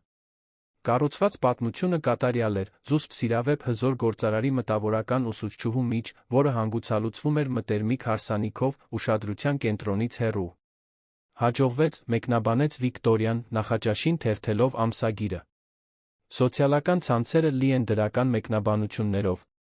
Երանի ամենահետաքրքիր զույգը, նա մարդկայնացրեց Մելիքյան սառցաբեկորին, այլն։ Հասմիկը մի կում սուրճ խմեց։ Իսկ կեղծ լուսանկարները կորցրին իրենց ողջ արժանահավատությունը։ 3 թվային խմբագրման մասնագետներ արդեն հրապարակավ հաստատել են, որ դրանք ֆոտոմոնտաժ են։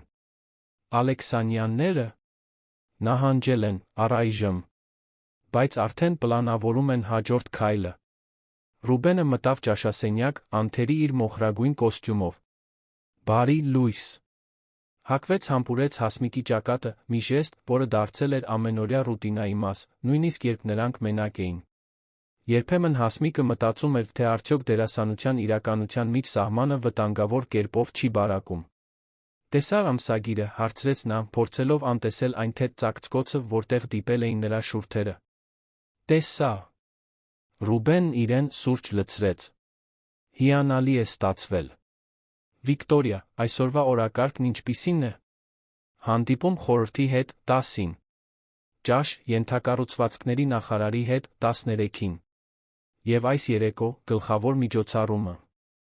Նաիրի բժշկական կենտրոնի մանկական բաժանմունքի բացման գալա երեկոն։ Հասմիկը ճակատը կնճռոտեց։ Ես չեմ հիշում այդ գալա երեկոն օրակարգում։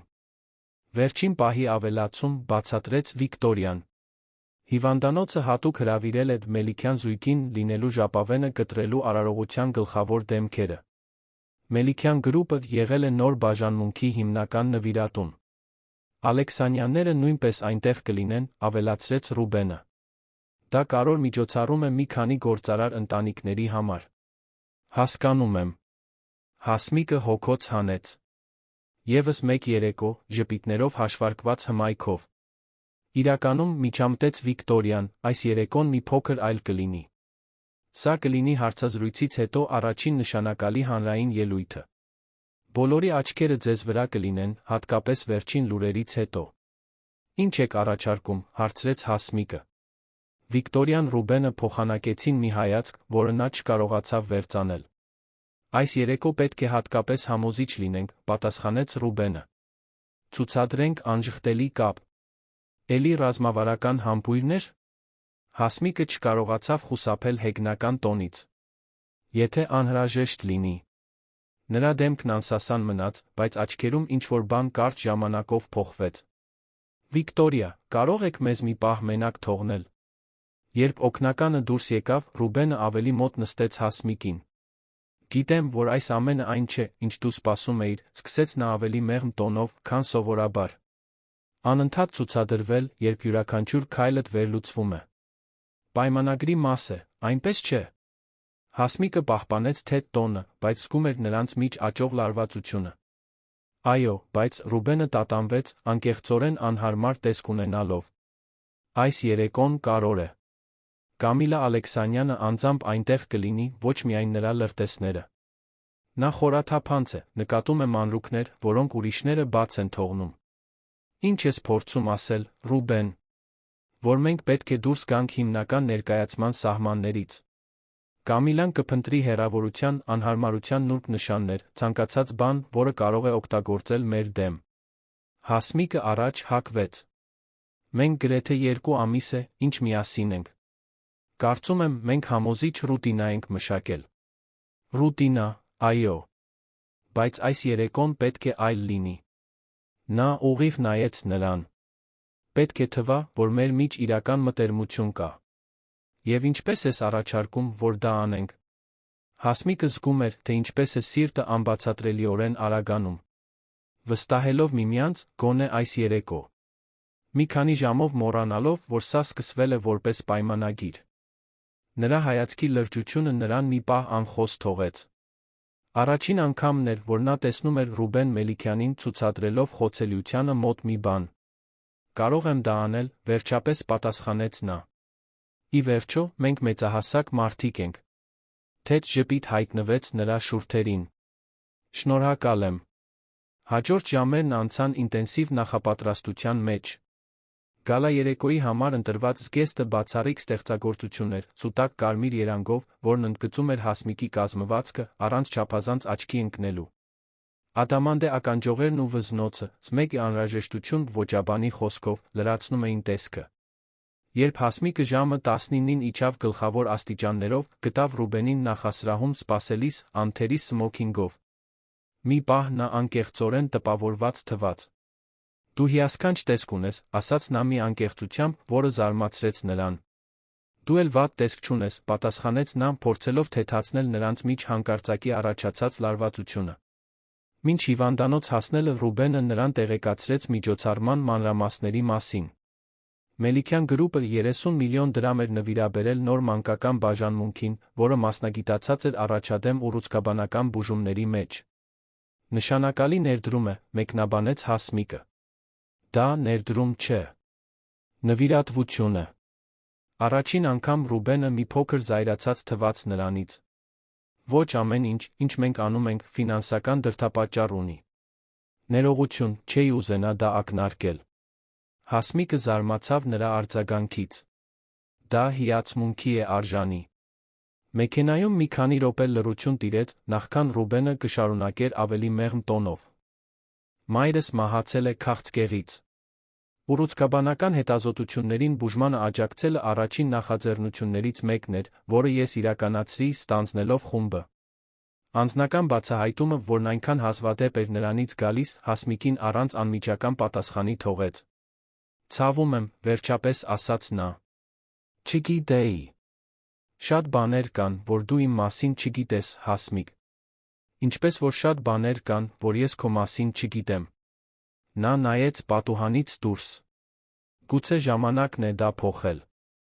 Նաիրի բժշկական կենտրոնը Երանի ամենահեղինակավորներից մեկն էր։ Այդ առիթով գլխավոր մուտքը զարդարված էր կարմիր գորգով մշակված ծաղկային կոմպոզիցիաներով։ Լուսանկարիչներն ու լրագրողները հավաքվել էին մեկուսիչ ժապավենների հետում։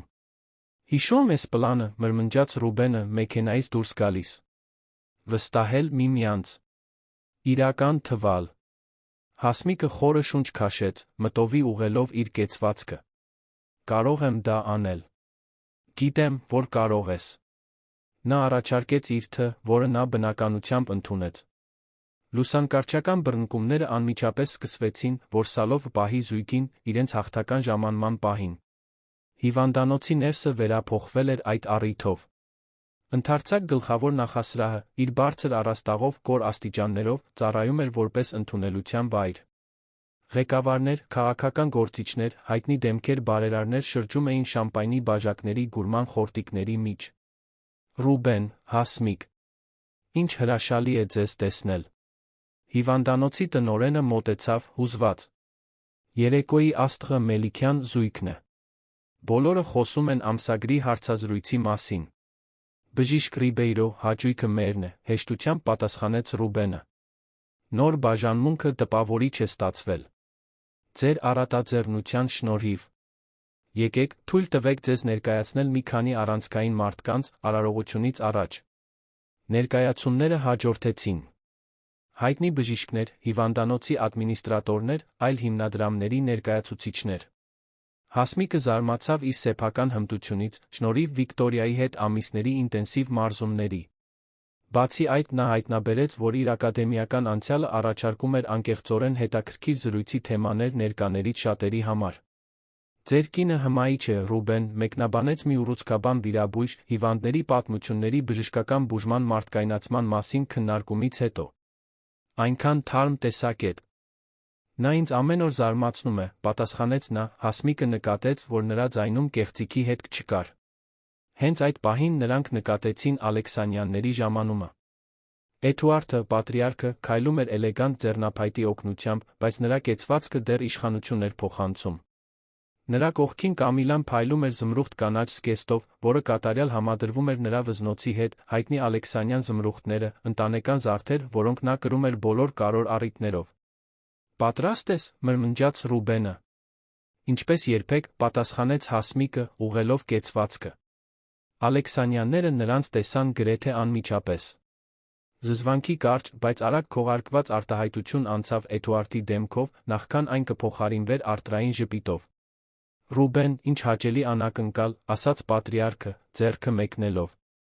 Եվ սա պետք է լինի նոր տիկին Մելիքյանը։ Կամիլան ինձ պատմել է ձեր մասին։ Հուսով եմ, լավ բաներ է ասել, պատասխանեց Հասմիկը հաշվարկված ժպիտով։ Ասաց, որ դուք անսպասելի եք։ Էդուարդը նրան զննեց առանց քողարկելու։ Ուսուցչուհի, ճիշտ է։ Ինչ հմայիչ է։ Մելիքյանները միշտ տաղանդ են ունեցել զարմանալի դաշինքների համար։ Դա դաշինք չէ, հայր, միջամտեց Կամիլան, նրա ժպիտը չհասնելով աչքերին։ Դա սիրով ամուսնություն է, ինչպես մեզ պատմում են։ Շրջվեց դեպի Հասմիկը։ Հավանեցի ձեր հարցազրույցը։ Այնքան հուզիչ։ Գրեթե հավատացի։ Շնորհակալ եմ, պատասխանեց Հասմիկը, պահպանելով ինքնատիրապետումը։ Միշտ մխիթարական է, երբ մեր հարաբերությունները վավերացվում են, նույնիսկ նրանց կողմից, ովքեր հազիվ են մեզ ճանաչում։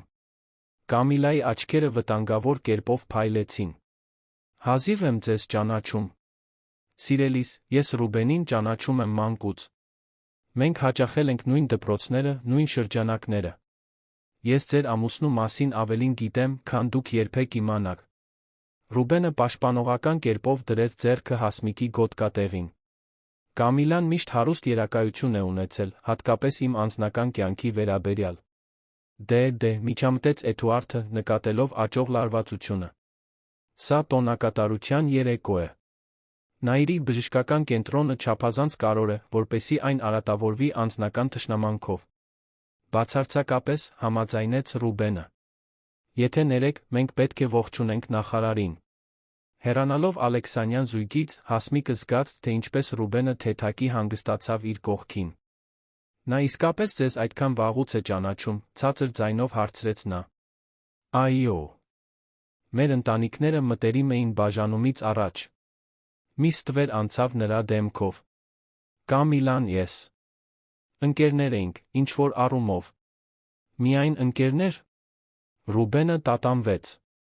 Մի պահ, շատ տարիներ առաջ, մեր ծնողները դիտարկում էին ամուսնական դաշինք, ընտանիքների միջ տարաձայնությունները լուծելու համար։ Կազմակերպված ամուսնություն։ Հասմիկը չկարողացավ թաքցնել զարմանքը։ Ձեր երկուսի միջ։ Երբեք այդ կետին չհասավ։ Ես նոր էի ընդունվել համալսարան, երբ գաղափարը քննարկվեց։ Շուտով պարզ դարձավ, որ վերքերը չափազանց խորն էին, այդպես բուժվելու համար։ Նա ուղիղ նայեց նրան։ Եվ ես երբեք Կամիլայի նկատմամբ չեմ ունեցել նույնիսկ այն հետաքրքրության մի մասը, որը նա պատկերացնում էր։ Ինչ-որ բան նրա ասելուձի մեջ ստիպեց Հասմիկի ստամոքսին անսպասելիորեն շրջվել։ Պաշտոնական արարողությունը սկսվեց ուղիղ ժամը 9-ին։ Ելույթներ, շնորհակալություններ, հուշատախտակի մեծ բացումը։ Որպես գլխավոր նվիրատուներ Ռուբենին Հասմիկին կանչեցին նոր բաժանմունքը պաշտոնապես բացող ժապավենի խորհրդանշական կտրմանը։ Տեսախցիկների անդադար բռնկումների ներքո Մելիքյան զույգը ժպտում էր կողք կողքի, մինչ հսկայական արարողակարգային մկրատները կտրում էին կարմիր ժապավենը։ Հենց այդ պահին, երբ բոլորի աչքերը նրանց վրա էին, Հասմիկը նկատեց, որ Կամիլա Ալեքսանյանը ինչ-որ բան է շշնջում ներկա լրագրողներից մեկին։ Նա ինչ-որ բան է ծրագրում, մրմնջաց նա Ռուբենին։ Գիտեմ։ Հակահարվածի ժամանակն է։ Նախքան Հասմիկը կկարողանար հարցնել, թե նա ինչ նկատի ունի, Ռուբենը բռնեց նրա դեմքը ձեռքերի մեջ համբուրեց։ Ոչ թե նախորդ միջոցառումների հաշվարկված զուսպ համբույրը, այլ ինչ-որ խորը, գրեթե հրատապ բան։ Զարմացած Հասմիկը զգաց, թե ինչպես է հալվում նրա դեմ, ձեռքերը բնազդաբար գտնելով նրա ծոծրակին տանող ճանապարհը։ Բռնկումները բազմապատկվեցին, որսալով թվացյալ ինքնաբուխ գորովանքի պահը։ Երբ նրանք վերջապես բաժանվեցին, Հասմիկը շունչը կտրած անկեղծորեն շշմած էր։ Այս փորձեց նա խոսել, բայց բառերը փախչում էին նրանից։ Հաջողվեց, մրմնջաց Ռուբենը, նայելով նրա ուսի վրայով։ Կամիլան կարծես կիտրոն է կուլ տվել։ Հաջորդած ընդունելությունը Հասմիկի համար անցավ մշուշի մեջ։ Շամպայնի բաժակներ, հուզված շնորհավորանքներ, մեկնաբանություններ սիրահարված զույգի մասին, որին այժմ բոլորը հավատում էին։ Բայց այն, ինչ նրան անհանգստացնում էր, ոչ թե հաջողված ներկայացումն էր, այլ իր սեփական արձագանքը համբույրին։ Նա չպետք է զգար այդ ջերմությունը, որը տարածվում էր իր մարմնով, այդ վայրկենական կորուստը ինքնատիրապետման։ Դա ընդամենը դերասանություն էր, կրկնում էր նա ինքն իրեն։ Պայմանագրի մաս։ Ոչ ավելին։ Ավելի ուշ, մեքենայով առանձնատուն վերադառնալիս, նրանց միջ ծանր լռություն էր տիրում։ Ռուբենն էր, որ վերջապես խախտեց այն։ Դու այս երեկո անհավանական էիր։ Պարզապես հետում էի պլանին, պատասխանեց Հասմիկը, նայելով պատուհանից դուրս խուսափելու համար նրա աչքերին հանդիպելուց։ Դա պլանից դուրս էր։ Նա տատանվեց։ Այդ համբույրը համոզիչ էր, այնպես չէ։ Հենց այն, ինչ մեզ պետք էր։ Այո, բայց ինչ, Ռուբեն։ Հասմիկը վերջապես նայեց նրան։ Պատրաստվում ես ինձ ասել, որ ինչ-որ բան զգացիր։ Որ հանկարծ զգացմունքներ հայտնաբերեցիր քո քայլող պայմանագրի նկատմամբ։ Իր սեփական խոսքերի կոշտությունը զարմացրեց նրան, բայց նա չկարողացավ զսպել դրանք։ Վերջին ամիսների ողջ սթրեսը, սուտ ապրելու անընդհատ ճնշումը, իր սեփական շփոթված զգացմունքների ներքին կոնֆլիկտը, ամեն ինչ բխում էր մակերես։ Ռուբենը տեսանելիորեն նահանջեց։ Դու ճիշտ ես։ Դա պարզապես ռազմավարություն էր։ Ճանապարհի մնացած մասն անցավ լարված լռության մեջ։ Առանձնատանը նրանք բաժանվեցին կարճ բարի գիշերներով, նախքան իրենց սենյակները գնալը։ Հասմիկը ժամերով արթուն մնաց, պտտվելով հսկայական շքեղ մահճակալում, որը դեռ իրենը չէր զգում։ Երբ քունը վերջապես եկավ, այն խանգարվեց շփոթված երազներով, որոնցում Ռուբենը նրան անընդհատ համբուրում էր, շշնջալով ոչինչ չի չեղարկվի նրա շուրթերին։ Հաջորդ օրը վերնագրերը ողողված էին Մելիքյան զույգի, կրքոտ համբույրով հիվանդանոցի բաժանմունքի բացմանը։ Լուսանկարները անժխտելիորեն տպավորիչ էին։ Հասմիկը իր սուտակ կարմիր զգեստով, Ռուբենը սմոքինգով, միաձուլված մի գրկախառնության մեջ, որը կարծես կլանում էր երկուսին էլ։ Սառցաբեկորը հալվեց, հռչակում էր վերնագրերից մեկը, անդրադառնալով Ռուբենի հայտնի սառնությանը բիզնեսում։ Առաքելությունը կատարված է, մեկնաբանեց Վիկտորիան նախաճաշի ժամանակ, ցույց տալով թերթերն ու ամսագրերը Հասմիկին։ Ռուբենը վաղ էր դուրս եկել հանդիպումների, խուսափելով հանդիպումից։ Այո, շատ համոզիչ։ Հասմիկը փորձեց չեզոք տոն պահպանել։ Վիկտորիան մի պահ նրան դիտեց անհանգստացնող խորաթափանցությամբ։ Գիտեք, Հասմիկ, երբեմն ներկայացման իրականության միջ սահմանը մշուշոտ է դառնում։ Չգիտեմ, ինչի մասին եք խոսում։ Իհարկե, ոչ։ Վիկտորիան խորհրդավոր ժպտաց։ Պարզապես մի մեկնաբանություն։ Երբեք չեմ տեսել Ռուբենին որևէ մեկին նայել այնպես, ինչպես նա նայում էր ձեզ երեկո։ Եվ ես նրան արդեն 10 տարի է, ինչ ճանաչում եմ։ Երբ օգնականը դուրս եկավ, Հասմիկը մնաց սեղանի մոտ, խորելով սուրճի բաժակի շուրջ։ Վիկտորիայի խոսքերը արձագանքում էին նրա մտքում, համբույրի հիշողության հետ միասին։ Այն սկսվել էր որպես ռազմավարություն, բայց ավարտվել էր որպես ինչ կոնկրետ։ Եվ ավելի անհանգստացնող, ինչու՞։ Էր իր մի մասը տենչում մի այդպիսի պահի, շատ լավ իմանալով, որ իրենց ամուսնությունը ոչ այլ ինչ է, քան մշակված ներկայացում, սահմանափակ ժամկետով։ Հիվանդանոցի միջոցառումից 3 օր անց Հասմիկը դեռ չէր կարողացել նշանակալի զրույց ունենալ Ռուբենի հետ։ Նա վաղ էր դուրս գալիս ուշ վերադառնում, Վիկտորիայի միջոցով հաղորդագրություններ թողնելով անհետաձգելի պարտավորությունների, շտապ հանդիպումների գործուղումների մասին, որոնք հարմարավետորեն նրան հեռու էին պահում առանձնատնից։ Դա ռազմավարական նահանջ էր, գիտեր Հասմիկը։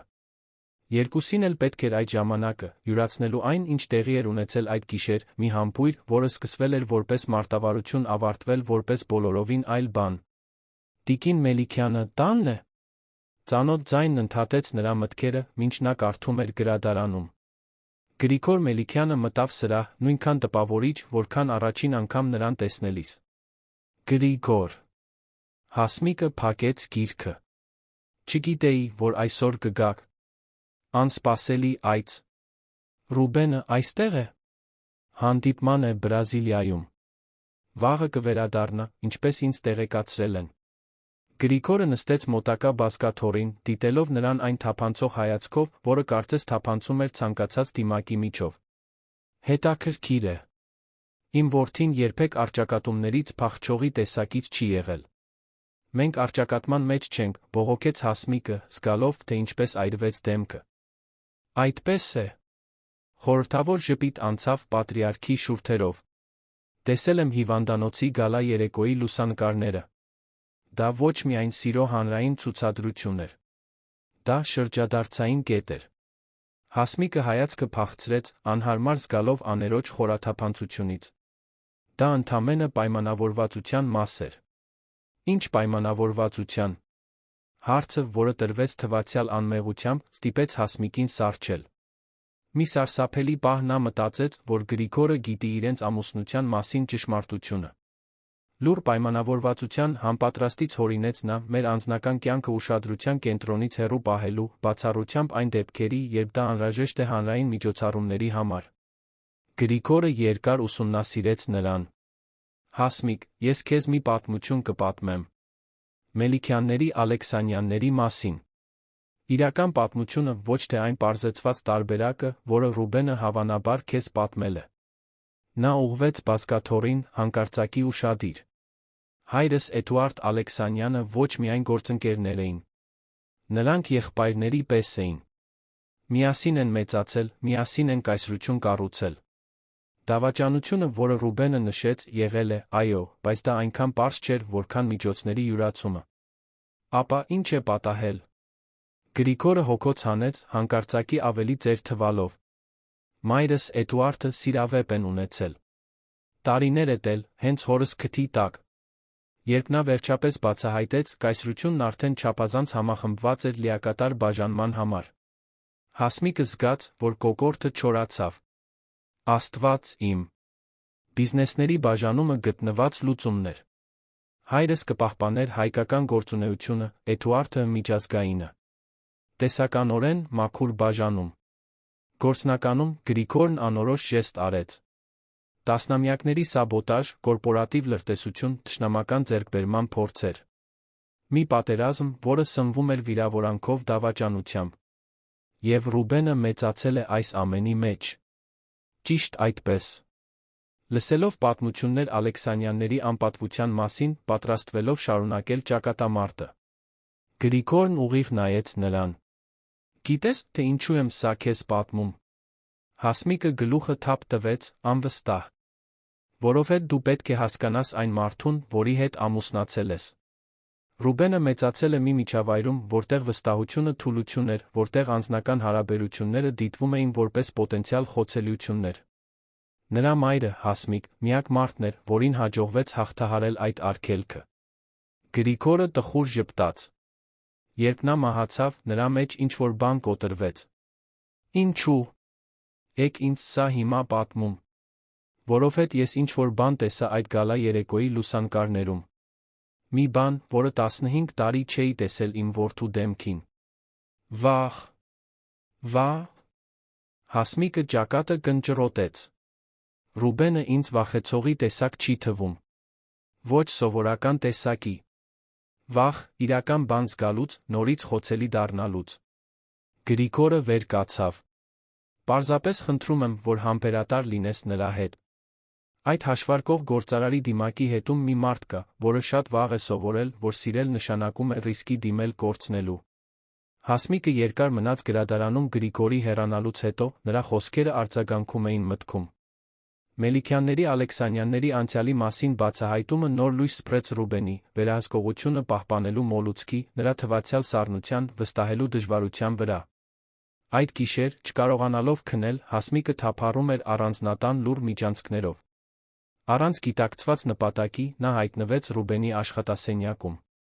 Դուռը բաց էր, նա տատանվելով մտավ, կարծես ներխուժելով սուրբ տարածք։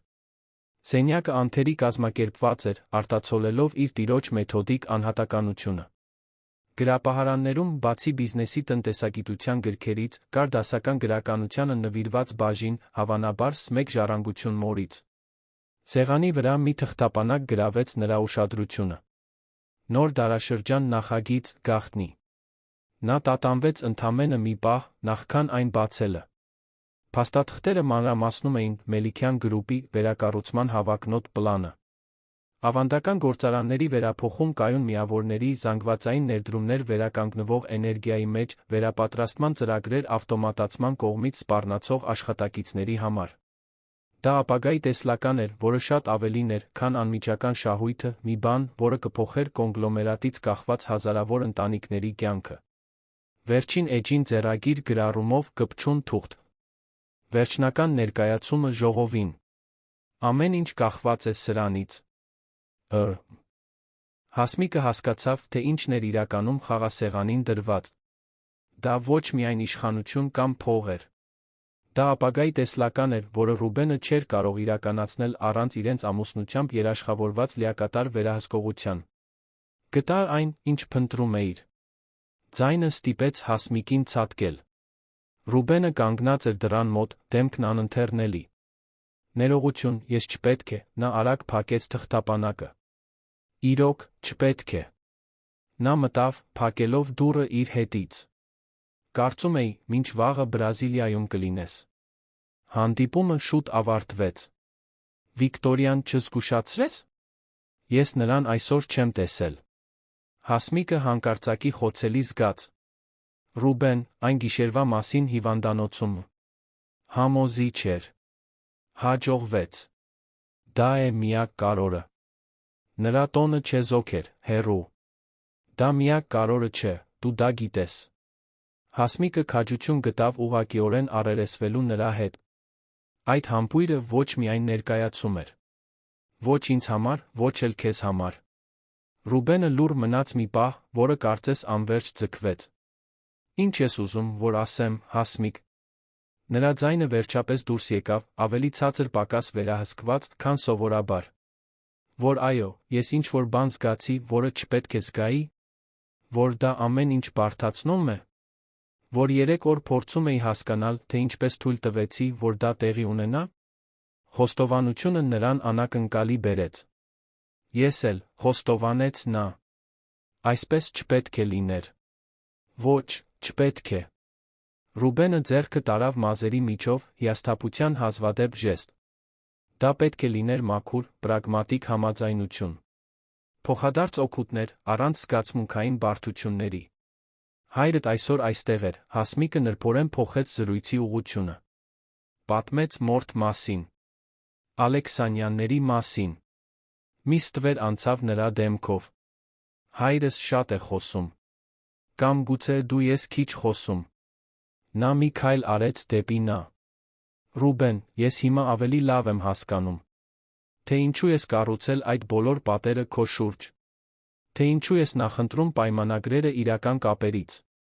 Ինձ մի վերլուծիր, Հասմիկ։ Տոնը նախազգուշացնող էր։ Չեմ վերլուծում։ Փորձում եմ հասկանալ այն մարդուն, որի հետ օրինականորեն ամուսնացած եմ։ Նա ցույց տվեց սեղանի վրայի թղթապանակը։ Տեսա քո նախագիծը։ Տպավորիչ է։ Ռուբենը մի պահ շփոթված թվաց թեմայի փոփոխությունից։ Դա պարզապես բիզնես է։ Ոչ, այդպես չէ։ Դա տեսլական է։ Մի բան, որը կփոխեր հազարավոր մարդկանց կյանքը։ Մի բան, որը դու չէիր կարող անել առանց մեր պայմանավորվածությամբ երաշխավորված վերահսկողության։ Եվ ինչ։ Եվ այն, որ գուցե դու այն սառը հաշվարկողը չես, որին բոլորը կարծում են։ Որ գուցե խաղասեղանին ավելին է դրված, քան պարզապես իշխանությունն ու փողը։ Ռուբենը երկար նայեց նրան։ Ինչ ես կոնկրետ առաջարկում, Հասմիկ։ Որ գուցե մենք կարող ենք վերանայել մեր համաձայնության պայմանները։ Նա խորը շունչ քաշեց։ Ոչ թե որպես սառը պայմանագիր, այլ որպես գործընկերություն։ Գործընկերություն, կրկնեց նա, փորձարկելով բառը։ Այո։ Իրական ամուսնություն, այնքան ժամանակ, որքան անհրաժեշտ է քո վերահսկողությունը երաշխավորելու նախագիծդ իրականացնելու համար։ Հիմնված ոչ թե արհեստական զգացմունքների, այլ ընդհանուր նպատակների փոխադարձ հարգանքի վրա։ Իսկ հետո։ Հարցը կախված մնաց նրանց միջ, լի չասված հնարավորություններով։ Հետո, կվերագնահատենք։ Ինչպես մեծահասակներ։ Հասմիկը պահեց հայացքը ամուր։ Առանց խոստումների, որոնք չենք կարող կատարել։ Պարզապես դուռը բաց կթողնենք հնարավորությունների համար։ Ռուբենը քայլեց դեպի պատուհանը, մեջքով դեպի նա կանգնելով, մինչ դիտում էր հեռվում քաղաքի լույսերը։ Ես սա սկսել եմ որպես բիզնես անհրաժեշտություն, վերջապես ասաց նա։ Պրագմատիկ համաձայնություն։ Չէի սպասում։ Սա։ Շրջվեց, նայելու նրան։ Քեզ։ Այն ձև, որով դու ինձ մարտահրավեր ես նետում, տեսնում ես դիմակների միջով, հարմարվել ես այս աշխարհին, չկորցնելով քո էությունը։ Հասմիկը զգաց, որ սիրտը արագանում է։ Ռուբեն։ Ես չեմ կարող սեր խոստանալ, Հասմիկ։ Չգիտեմ, արդյոք դեռ ընդունակ եմ դրան։ Նրա ձայնը ցածր էր, գրեթե խոցելի։ Բայց կարող եմ խոստանալ ազնվություն։ Հարգանք։ Եվ այո, իրական գործընկերություն։ Ինչ-որ բան փոխվեց նրանց միջ օդում, մի անտեսանելի պատնեշ, որը սկսում էր լուծարվել։ Դա այն ամենն է, ինչ ես խնդրում եմ։ Հասմիկը թեթակի ժպտաց։ Առայժմ։ Ռուբենը մոտեցավ, բռնելով նրա ձեռքերը իր ձեռքերի մեջ։ Ուրեմն նոր համաձայնություն ունենք։ Ունենք։ Առանց խաղերի, առանց շահարկումների։ Պարզապես երկու մարդ, որոնք փորձում են կառուցել մի բան, որը ձեռնտու է երկուսին էլ։ Հաջորդած համբույրը նման չէր գալաերեկոյի համբույրին, կրքոտ, հանրային, ներկայացուցչական։ Դա ինչ-որ ավելի զուսպ, բայց անսահման ավելի իրական բան էր։ Նոր սկզբի կնիկ։ Այդ գիշեր, իր սենյակ վերադառնալիս, Հասմիկը հասկացավ, որ ինչ-որ հիմնարար բան է փոխվել։ Կեղծ ամուսնությունը կախարդական կերպով չէր վերածվել հեքիաթի, այլ ինչ-որ պոտենցիալ ավելի արժեքավոր բանի, ազնվության հնարավորությունների վրա հիմնված դաշինքի։ Հաջորդ առավոտ նախաճաշը այլ մթնոլորտ ուներ։ Չկային զգացմունքների մեծ հայտարարություններ, ոչ էլ նրանց ռուտինայի մեջ կտրուկ փոփոխություններ։ Պարզապես մի նուրբ հարմարավետություն, անկեղծ զրույցների համար տարածք։ Մտածում էի, ասաց Ռուբենը, փաստաթղթեր վերանայելիս։ Դու պետք է ավելին իմանաս նոր դարաշրջան նախագծի մասին։ Եթե մենք պատրաստվում ենք դրանում գործընկերներ լինել, պետք է հասկանաս մանրամասները։ Կցանկանայի։ Հասմիկը ժպտաց։ Եվ ես որոշ գաղափարներ ունեմ կրթական ծրագրի մասին, որը դու հակիրճ նշել էիր փաստաթղթերում։ Իհարկե, ունես։ Նրա ժպիտը գրեթե գոռովալից էր։ Հանդիպում ժամը 3-ին իմ աշխատասենյակում։ Անպարկեշտ առաջարկի է նման, պարոն Մելիքյան, կատակեց Հասմիկը։ Պարզապես դրանց երկար շարքի սկիզբն է, տիկին Մելիքյան։ Վիկտորիան, որն այդ պահին մտավ օրվա օրակարգով, դիտեց փոխազդեցությունը հոնքերը թեթակի բարձրացնելով։ Այսօրվա ծրագրում որե փոփոխություն կա, հարցրեց նա իր սովորական պրոֆեսիոնալիզմով, թե նրա աչքերը գրանցեցին զույգի միջ նոր դինամիկան։ Այո, պատասխանեց Ռուբենը։ Այսուհետ Հասմիկը կմասնակցի նոր դարաշրջան նախագծի ռազմավարական հանդիպումներին։ Նրա համար ապահովեք լիարժեք մուտք։ Անմիջապես։ Վիկտորիան իրեն թույլ տվեց մի փոքր ժպիտ։ Էլ ինչ-որ բան։ Այո, ասաց Հասմիկը, զարմացնելով երկուսին էլ։ Ես կցանկանայի հաջորդ շաբաթ այցելել մորս Շվեյցարիայում։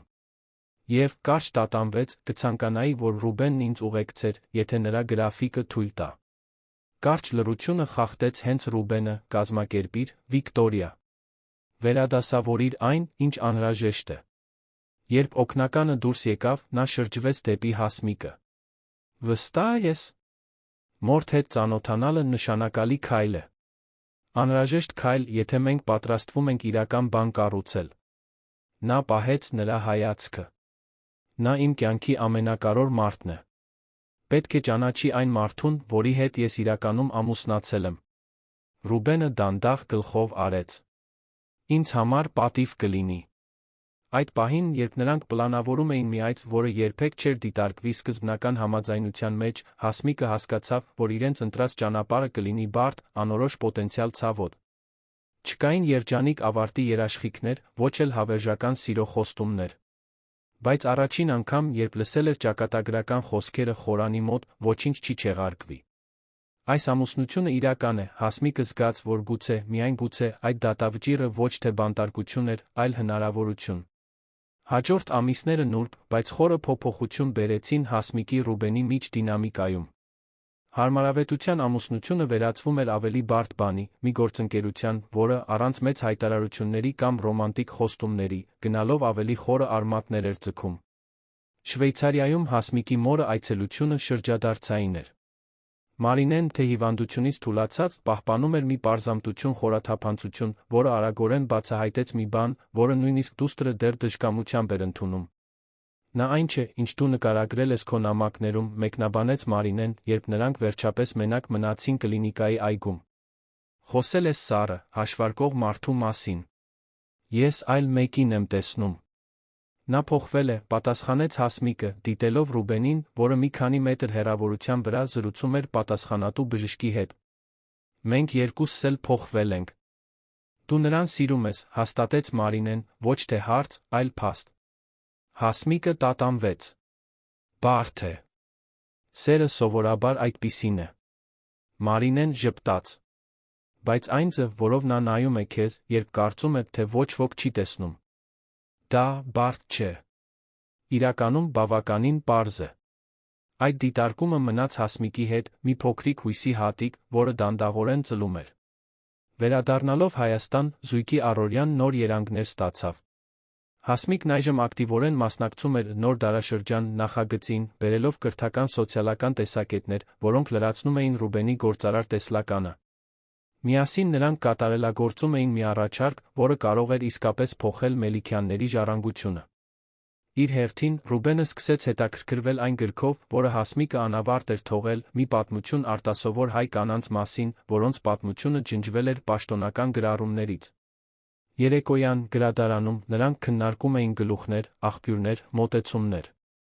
«Դու պետք է վերսկսես այս նախագիծը», մեկնաբանեց նա, վերանայելով հայկական ավիացիայի պիոներ Նիսյա Լոբոյի մասին գլուխը։ «Դա կարևոր է։ Գուցե երբ այս ամենն ավարտվի», պատասխանեց Հասմիկը, նկատի ունենալով պայմանագրում նշված 3 տարվա ժամկետը։ Ռուբենը նրան դիտեց էջերի վրայով։ «Իսկ եթե չավարտվի»։ Հարցը մնաց անպատասխան, կախված նրանց միջ որպես չուսումնասիրված հնարավորություն։ Հանրության մեջ նրանք շարունակում էին կատարելապես կատարել իրենց դերերը։ Մամուլն արդեն նրանց հռչակել էր Երանի ամենահետաքրքիր զույգը, անողոք գործարար, որը, ըստ երույթին, փոխվել էր ուսուցչուհու սիրուց, որը մարդկային չափում էր բերել Մելիքյան կայսրությանը։ Կեղծ լուսանկարներն ու սկզբնական լուրերը լիովին մոռացվել էին։ Ալեքսանյանները իրենց հերթին, կարծես թե ժամանակավորապես նահանջել էին։ Կամիլան երբեմն եռում էր հասարակական միջոցառումներին, միշտ չլացուցիչ, միշտ դիտում էր Մելիքյան զույգին արամարանքի հետաքրքրասիրության խառնուրդով։ Բայց նրանց դեմ նոր ուղղակի քայլեր չէր արել։ Նրանք սպասում են, մեկնաբանեց Վիկտորյան ռազմավարական հանդիպման ժամանակ։ Հավանաբար զինամթերք են հավաքում բաժնետերերի ժողովի համար։ Ժողովը, վճռորոշ իրադարձությունը, որը պետք է որոշեր Մելիքյան գրուպի ապագան, նշանակված էր 3 շաբաթից։ Դա կլիներ նոր դարաշրջան նախագիծը պաշտոնապես ներկայացնելու հիմնական ներդրողների աջակցությունը ապահովելու պահը։ Այն պահը, որի համար մտածված էր ողջ ամուսնական պայմանավորվածությունը։ Մենք պետք է պատրաստ լինենք ցանկացած իրավիճակի, համաձայնեց Ռուբենը։ Ալեքսանյանները չեն հանձնվել, պարզապես մարտավարություն են փոխել։ Ինչ կարող են անել, հարցրեց Հասմիկը։ Մեր ամուսնությունը օրինական է, անվիճելի։ Դուք ունեք երաշխավորված լրացուցիչ ձայներ։ Տեխնիկապես, այո։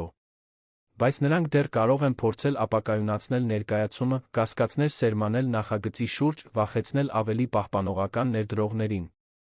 Ժողովի պլանավորումը խլեց հաջորդ շաբաթները։ Հասմիկը զարմացավ իր սեփական նվիրվածությունից այդ գործին։ Դա այլևս ոչ միայն Ռուբենի նախագիծն էր, կամ պայմանագրային պարտավորություն, նա անկեղծորեն հավատում էր այն փոխակերպման տեսլականին, որը նրանք միասին էին կատարելագործել։ Մեծ իրադարձությունից 3 օր առաջ առաջին նշանը, որ Ալեքսանյանները վերադառնում են հարձակման, եկավ անանուն էլեկտրոնային նամակի տեսքով, որը ստացել էին խորհրդի մի քանի անդամներ։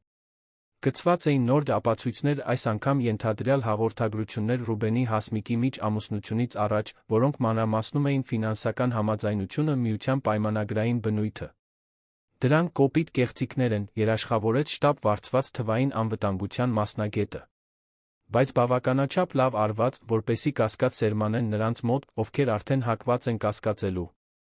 Ինչպես ենք արձագանքում սրան, հարցրեց Հասմիկը, զայրույթի անհանգստության խառնուրդով դիտելով կեղծված հաղորդագրությունները։ Ճշմարտությամբ, պատասխանեց Ռուբենը, զարմացնելով սենյակում գտնվող բոլորին։ Կամ գոնե դրա մի տարբերակով, որը մենք կարող ենք հրապարակավ պաշտպանել։ Նրանց մշակած ռազմավարությունը համարձակ էր։ Կատեգորիկ ժխտելու փոխարեն նրանք կխոստովանեին, որ այո, սկզբում իրենց ամուսնության մեջ պրագմատիկ տարր է եղել, Ռուբենի անհրաժեշտությունը կատարելու կտակի պայմանը, խմբի ապագայի իր տեսլականը իրականացնելու համար։ Բայց այն, ինչ սկսվել էր որպես պայմանավորվածություն, դարձել էր անկեղծ գործընկերություն, հիմնված փոխադարձ հարգանքի ընդհանուր նպատակների վրա։ Դա ռիսկային է, նախազգուշացրեց Վիկտորյան։ Մենք ընդունում ենք մասնակի ճշմարտություն։ Դա միակ ճանապարհն է, պնդեց Ռուբենը։ Ցանկացած ամբողջական ժխտում կեղծ գտվա կեղծված ապացույցների ֆոնին։ Այս մոտեցումը թույլ է տալիս մեզ ընդունել պրագմատիկ կողմը, միաժամանակ շեշտելով անկեղծ էվոլյուցիան։ Հասմիկը համաձայնեց։ Բացի այդ, ինչ-որ ազատագրող բան կա այլս կատարելություն ծածնելու կարիք չունենալու մեջ։ Մենք կարող ենք ներկայացնել իրական հարաբերություն, բարդ, շերտերով, անկատար, բայց իսկական։ Ժողովի նախօրեին, մինչ նրանք վերջնականացնում էին ներկայացման վերջին մանրամասները առանձնատան աշխատասենյակում, Հասմիկը նկատեց, որ Ռուբենը անսովոր լարված տեսք ունի։ Ամեն ինչ կարգին է, հարցրեց նա, ձեռքը դնելով նրա ձեռքի վրա։ Մտերմության ժեստը, որը նախկինում սովորած հաշվարկված էր, այժմ բնական էր ստացվում։ Վաղը ամեն ինչ կորոշվի, պատասխանեց նա, իր մատները միահյուսելով նրանին։ 3 տարվա պլանավորում, ամիսների համատեղ աշխատանք, հազարավոր ընտանիքների ապագան կախված է մեկ ներկայացումից։ Մենք կհաջողենք, ժպտաց Հասմիկը մի վստահությամբ, որը զարմացնում էր ինքն իրեն։ Նախագիծը ամուր է, հաղորդակցության ռազմավարությունը անթերի է, ճշմարտությունը, նույնիսկ մասնակի, մեր կողմից է։ Ռուբենը նրան դիտեց մի արտահայտությամբ, որը նա դեռ լիովին չէր կարողանում վերծանել։ Շնորհակալ եմ։ Ինչի՞ համար։ Սառը պայմանագիրը։ Իրական բանի վերածելու համար նա տատանվեց, փնտրելով բառը։ Պահն ընդհատվեց Ռուբենի հեռախոսի զանգով։ Նրա դեմքը անմիջապես փոխվեց, տեսնելով համարը։ Գրիգորն է, բացատրեց նա, պատասխանելով։ Կարճ զրույցը հիմնականում բաղկացած էր այո, հասկանում եմ, այնտեղ կլինենք բառերից։ Երբ անջատեց, նրա դեմքը գունատվել էր։ Ինչ է պատահել։ Էդուարդ Ալեքսանյանը մասնավոր հանդիպում է խնդրել։ Հիմա։ Չեզոք տարածքում, Արմենիա Մարիոթ հյուրանոցի վեբ սրահում։ Ինչու։ Ինչ է նա ուզում։ Չգիտենք։ Գրիգորը կարծում է, որ դա կարող է լինել վերջին բանակցության փորձ ժողովից առաջ։ Կամ ծուղակ։ Եվ մենք գնում ենք։ Ռուբենը նայեց նրան։ Գնում ենք։ Միասին։ Արմենիա Մարիոթ հյուրանոցը, իր խորհրդանշական ճարտարապետությամբ, փայլում էր Երանի գիշերային երկնքի ֆոնին։ Վերջին հարկի բացառիկ վեբ սրահում, որը համայնապատկերային տեսարան էր բացում դեպի քաղաքի կենտրոն, Էդուարդ Ալեքսանյանը մենակ սպասում էր, ձեռքին կարմիր գինու բաժակ։ Ռուբեն։ Հասմիկ։ Շնորհակալ եմ, որ եկաք։ Նրա սիրալիրությունը անկեղծ էր թվում, ինչն ավելի շփոթեցնող էր, քան սովորական քողարկված թշնամանքը։ Խնդրում եմ, նստեք։ Ինչու։ Այս հանդիպումը, Էդուարդ, ուղղակիորեն հարցրեց Ռուբենը, անտեսելով քաղաքավարությունը։ Քաղաքակրթություն։ Ալեքսանյան պատրիարքը թեթակի ժպտաց։ Մի բան, որը մեր հայրերը վաղուց մոռացել էին։ Դժվար է հավատալ, հաշվի առնելով ձեր վերջին մարտավարությունները, մեկնաբանեց Հասմիկը, զարմացնելով ինքն իրեն համարձակությունից։ Ուսուցչուհին ճանկեր ունի։ Էդուարդը անկեղծորեն զվարճացած թվաց։ Հիմա ավելի լավ եմ հասկանում, թե ինչու է իմ դուստրը ձեզանով տարված։ Կամիլան այստեղ չէ, հարցրեց Ռուբենը, շուրջը նայելով, կարծես դարանակալում էր սպասում։ Ոչ։ Այս զրույցը միայն մեր միջը։ Իրականում, Էդուարդն ուղղվեց, դա հիմնականում Հասմիկի համար է։ Ինձ համար։ Հասմիկը զգաց, թե ինչպես լարվեց Ռուբենը իր կողքին։ Այո։ Դուք այն փոփոխականն եք, որը մենք երբեք չէինք կանխատեսել։ Այն խաղաքարը, որը փոխեց խաղը։ Էդուարդը նրան ուսումնասիրում էր ինչպես գիտնականը, որը զննում է հազվագյուտ նմուշ։ Գիտեք, մենք ձեզ ամիսներ շարունակ հետել ենք։ Սպասելով այն պահին, երբ դիմակը կընկնի։ Այն պահին, երբ հարմարավետության ամուսնությունը ցույց կտա իր ճաքերը։ Հասմիկը պահպանեց ինքնատիրապետումը, թե զգում էր սրտի արագ բաբախյունը։ Եվ զարմանալիորեն, դա երբեք տեղի չունեցավ։ Ընդհակառակը։ Նա մի կում գինի խմեց։ Այն, ինչ սկսվել էր որպես արտրային համաձայնություն, վերածվեց ավելի մեծ բանի։ Հմայիչ է, իրոք։ Որ ես ուզում հասնել, Էդուարդ։ Ռուբենի համբերությունը ակնհայտորեն սպառվում էր։ Մի առաջարկի։ Մի առաջարկի, որը կարող է վերջ դնել տասնամյակների անիմաստ հակամարտությանը։ Էդուարդը բաժակը դրեց սեղանին։ Ես ծերանում եմ, Ռուբեն։ Այս անվերջ պատերազմը սկսում եմ կասկածի տակ դնել դրա նպատակը։ Ինչ ենք մենք կոնկրետ փորձում ապացուցել։ Որ ընտանիքն է գերազանց։ Որ ընկերությունն է ավելի հզոր։ Դուք եք սկսել այս պատերազմը, հիշեցրեց Ռուբենը։ Ձեր հայրը դավաճանեց իմ հոր վստահությանը։ Եվ մենք դրա համար վճարել ենք սերունդներ շարունակ։ Երբ է բավական։ Էդուարդը հոգոց հանեց։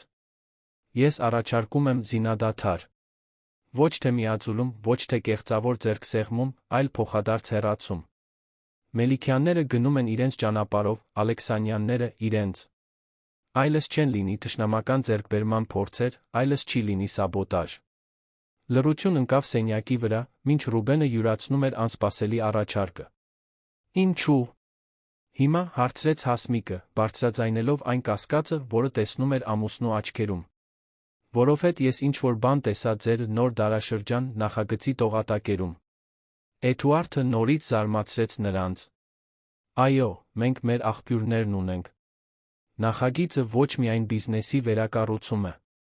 Դա ապագայի տեսլականը, որը ես հիանում եմ, թե դժկամությամբ։ Ռուբենը անկեղծորեն ցնցված էր թվում։ Ասում եք, որ աջակցում եք նախագծին։ Ասում եմ, որ այլս դրան չեմ ընդդիմանալու։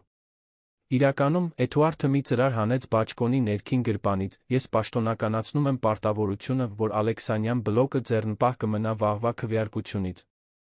Ոչ կողմ, ոչ դեմ։ Պարզապես չենք խանգարի։ Հասմիկը զգաց առաջարկի ազդեցությունը։ Ալեքսանյանների ձեռնպահ մնալը գործնականում կերաշխավորեր նախագծի հաստատումը, նույնիսկ առանց հաշվի առնելու այն լրացուցիչ ձայները, որոնք իրենց ամուսնությունը ապահովում էր Ռուբենին։ Ինչ եք ուզում փոխարենը, հարցրեց Ռուբենը, միշտ պրագմատիկ։ Խաղաղություն։ Պատասխանի պարզությունը կարծես զարմացրեց նույնիսկ հենց Էդուարդին։ Եվ կարճ տատանվեց, ներողություն։ Ներողություն։ Ումից։ Երկու կողմերից էլ։ Տասնամյակների կործանարար վարքի համար։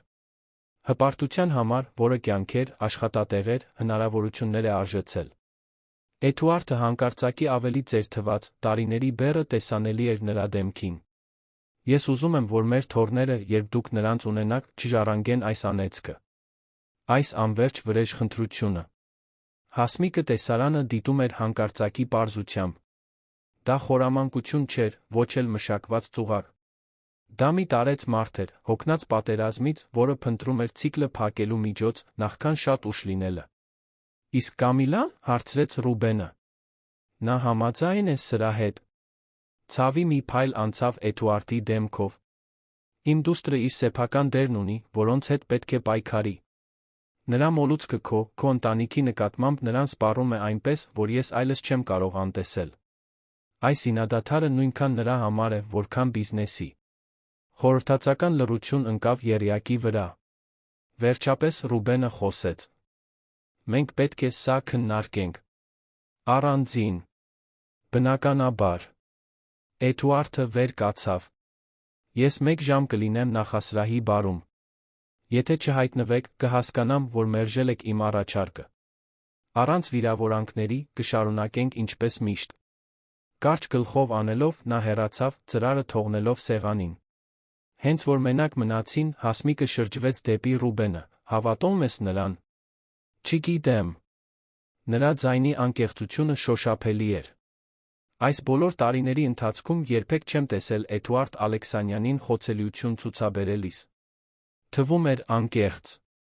Կարծում եմ այդպես էր, պատասխանեց Հասմիկը, զարմացնելով նրան։ Ես ինչ-որ բան տեսա նրա աչքերում, երբ նա խոսում էր Կամիլայի մասին։ Հոր անկեղծ անհանգստություն։ Նույնիսկ եթե անկեղծ է, դա հսկայական ռիսկ է։ Վստահել Ալեքսանյաններին այս ամենից հետո երբեմն պետք է ռիսկի դիմել, զարգանալու համար։ Հասմիկը բռնեց նրա ձեռքերը իր ձեռքերի մեջ։ Միթե մենք դա չենք անում քո աշխատասենյակում տեղի ունեցած այն զրույցից ի վեր։ Ռիսկի դիմելով, հրաժարվելով բացարձակ վերահսկողությունից, վստահելով գործընթացին։ Ռուբենը երկար նայեց նրան։ Ինչպես ես դա անում։ Ինչը։ Հույս տեսնել այնտեղ, որտեղ ուրիշները միայն վտանգ են տեսնում։ Հավատալ, երբ ուրիշները կասկածում են։ Դա իմ գաղտնի գերզորությունն է, կատակեց նա, փորձելով թեթացնել լարվածությունը։ Ռուբենը չժպտաց։ Փոխարենը, նա հակվեց նրբորեն համբուրեց նրան։ Դա շատերից մեկն է, մրմնջաց նա նրա շուրթերին։ Նախասրահ իջնելը լուռ էր, յուրաքանչյուրը ընկղմված իր մտքերի մեջ։ Էդուարդը բարում էր, ինչպես խոստացել էր, հեռու հայացքով խորելով վիսկիի բաժակի շուրջ։